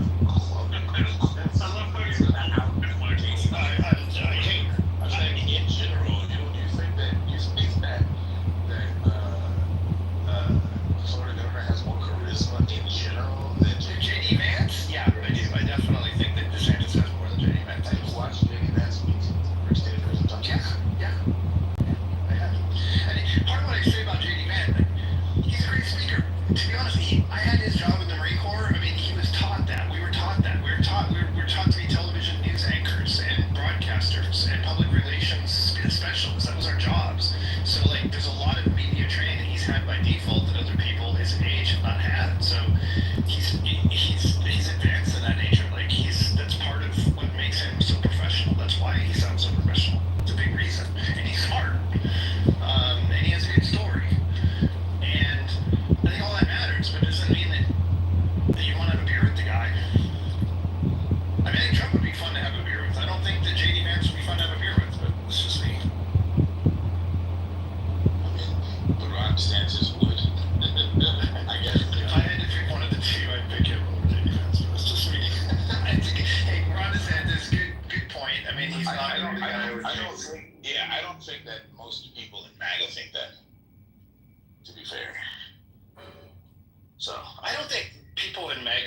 a shit about JD Vance. I think they're so obsessed with Trump. They just don't. Who I don't think are charismatic are like Lindsey Graham, fucking Mitch McConnell. I don't think those motherfuckers are charismatic. Right, but they haven't run for president either. They would lose if they did. President is a lot about I can't stand liking the person. I can't stand Senator of Texas. What's his name? Ted Cruz. Well, but I can acknowledge that Ted Cruz has some charisma though. I can't stand that guy. No, I can't stand Gavin Newsom. I can't stand him either. I think he's gross. Even people I don't like, I can tell they have charisma, and I can acknowledge it. Like, I can't stand Gavin Newsom. That dude's charismatic. Yeah, he's charismatic. So, I mean, I don't know, like... I don't think Ted Cruz is charismatic at all. A little bit. I don't think he's the most... I think J.D. Vance is more charismatic. And I think Gavin Newsom is more charismatic than him. But he has some charisma. He has one of those, like, preacher type charisma. Like he gets really preachy in his speeches. He just grosses me out. He just looks like he stinks. He looks like he's greasy and he stinks. I can't get over him. He's also Canadian. I can't stand Canadians. His roommate. I used to know a guy that knew him. He was his roommate, and I don't remember the guy's name now. I mean, I wasn't friends with him, but I spent enough time talking about him. And they had nicknames for him that made fun of how greasy and gross he was. He was highly unpopular in college, and he was gross. He smelled, and his roommates actually didn't like him at all. And so imagine somebody in college that has that reputation, and then they go deep into politics, and they have success in politics, but on a personal level, people don't like being around them when there's not something that they're gaining favor as a result of being there. So a roommate doesn't have favor by being there. Of course, anybody in his political sphere might act like they like him because they can gain favor from him. But if you're just around him as a human being, apparently he was pretty damn unpopular and pretty gross. They even had I can't remember what the nickname was. It was really disgusting about him, but I'm being greasy and gross. So I don't know.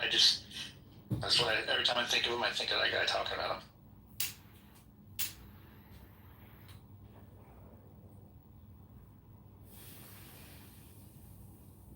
But again, I don't think you need charisma to be a politician. I think it helps, but I think you need charisma to be president. I think sometimes that's what all it comes down to. I don't think that Kamala had it particularly. She tried, but I don't think she added either much. I think that was part of her problem. Even people that didn't like her didn't love her. I don't think she was very charismatic either, but right. I don't know how to describe what it is. It seems innate to me. I don't know. I don't know. And typically they're like just likable, personable qualities, and attractive.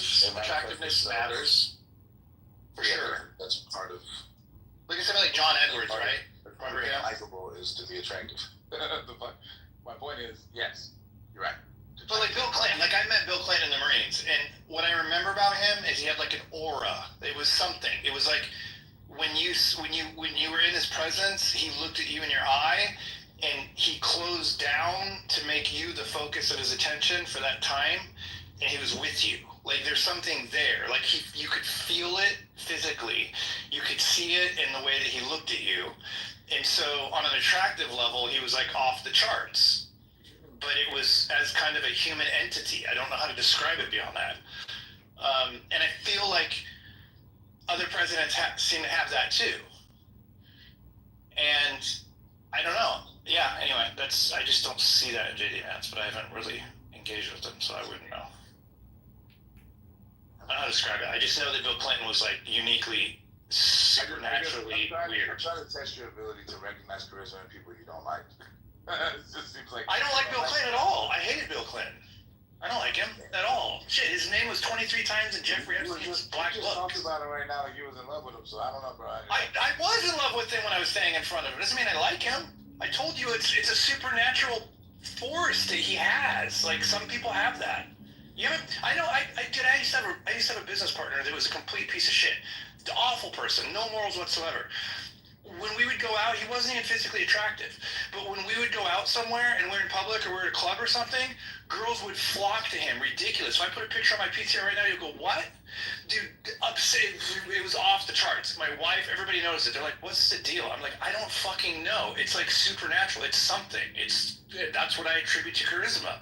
Like, he didn't have to be attractive. He didn't even have to be a good person in his case. It didn't matter. Like, that's a thing. I don't know how to describe that beyond that, but that's how people get away with the shit they get away with when they're bad people. I bet you Jeffrey Epstein had charisma. Like, that level. Like, he's a horrible, disgusting person. Like, serial killers have it sometimes. That's how they get away with what they get away with. Like, I don't know, but psychopaths have it. I mean, they can fake it. Psychopaths can fake it sometimes. Sociopaths can fake it on purpose. They're really good at that, actually, because they don't have to take into account empathy and concern of other people's thoughts, and it's really easy for them to mimic like that. Like, that's why CEOs have it. That's why I worked for Bob Nardelli at Home Depot Corporate. A whole bunch of CEOs, they all had charisma at that level. And they're probably sociopaths. I think, like, they say, like, what, 60-70% of CEOs, or Fortune 500 CEOs are sociopaths? It's a thing. I don't know how to describe it. I actually don't feel like that's J.D. Vance. I don't think he's a sociopath either. I think Trump is, but I don't think Vance is. I don't know. I mean, have you read books about before? Have you read much about him? Not much, no. So it's 1 out of 20 people. They comprise a very large percentage of CEOs for major corporations. They're heavy in politics as well. They're very influential. They have a ton of charisma. It's all because of what they lack that allows them to have strengths that put them outside the scope of normal human beings. The things that hold normal human beings back from making decisions that are arguably bad for humanity and other people around them, they don't apply to them. So they can channel and appear to be more attractive than people who aren't sociopaths. They can get away with a lot more. There's no question that Trump is a sociopath, but he's not the only one in politics. But I'm just saying that it's interesting to read about them. I mean, they're known for being highly charismatic, and they're all over in politics. So, I don't know. You can't really separate them from the reality, but I don't know.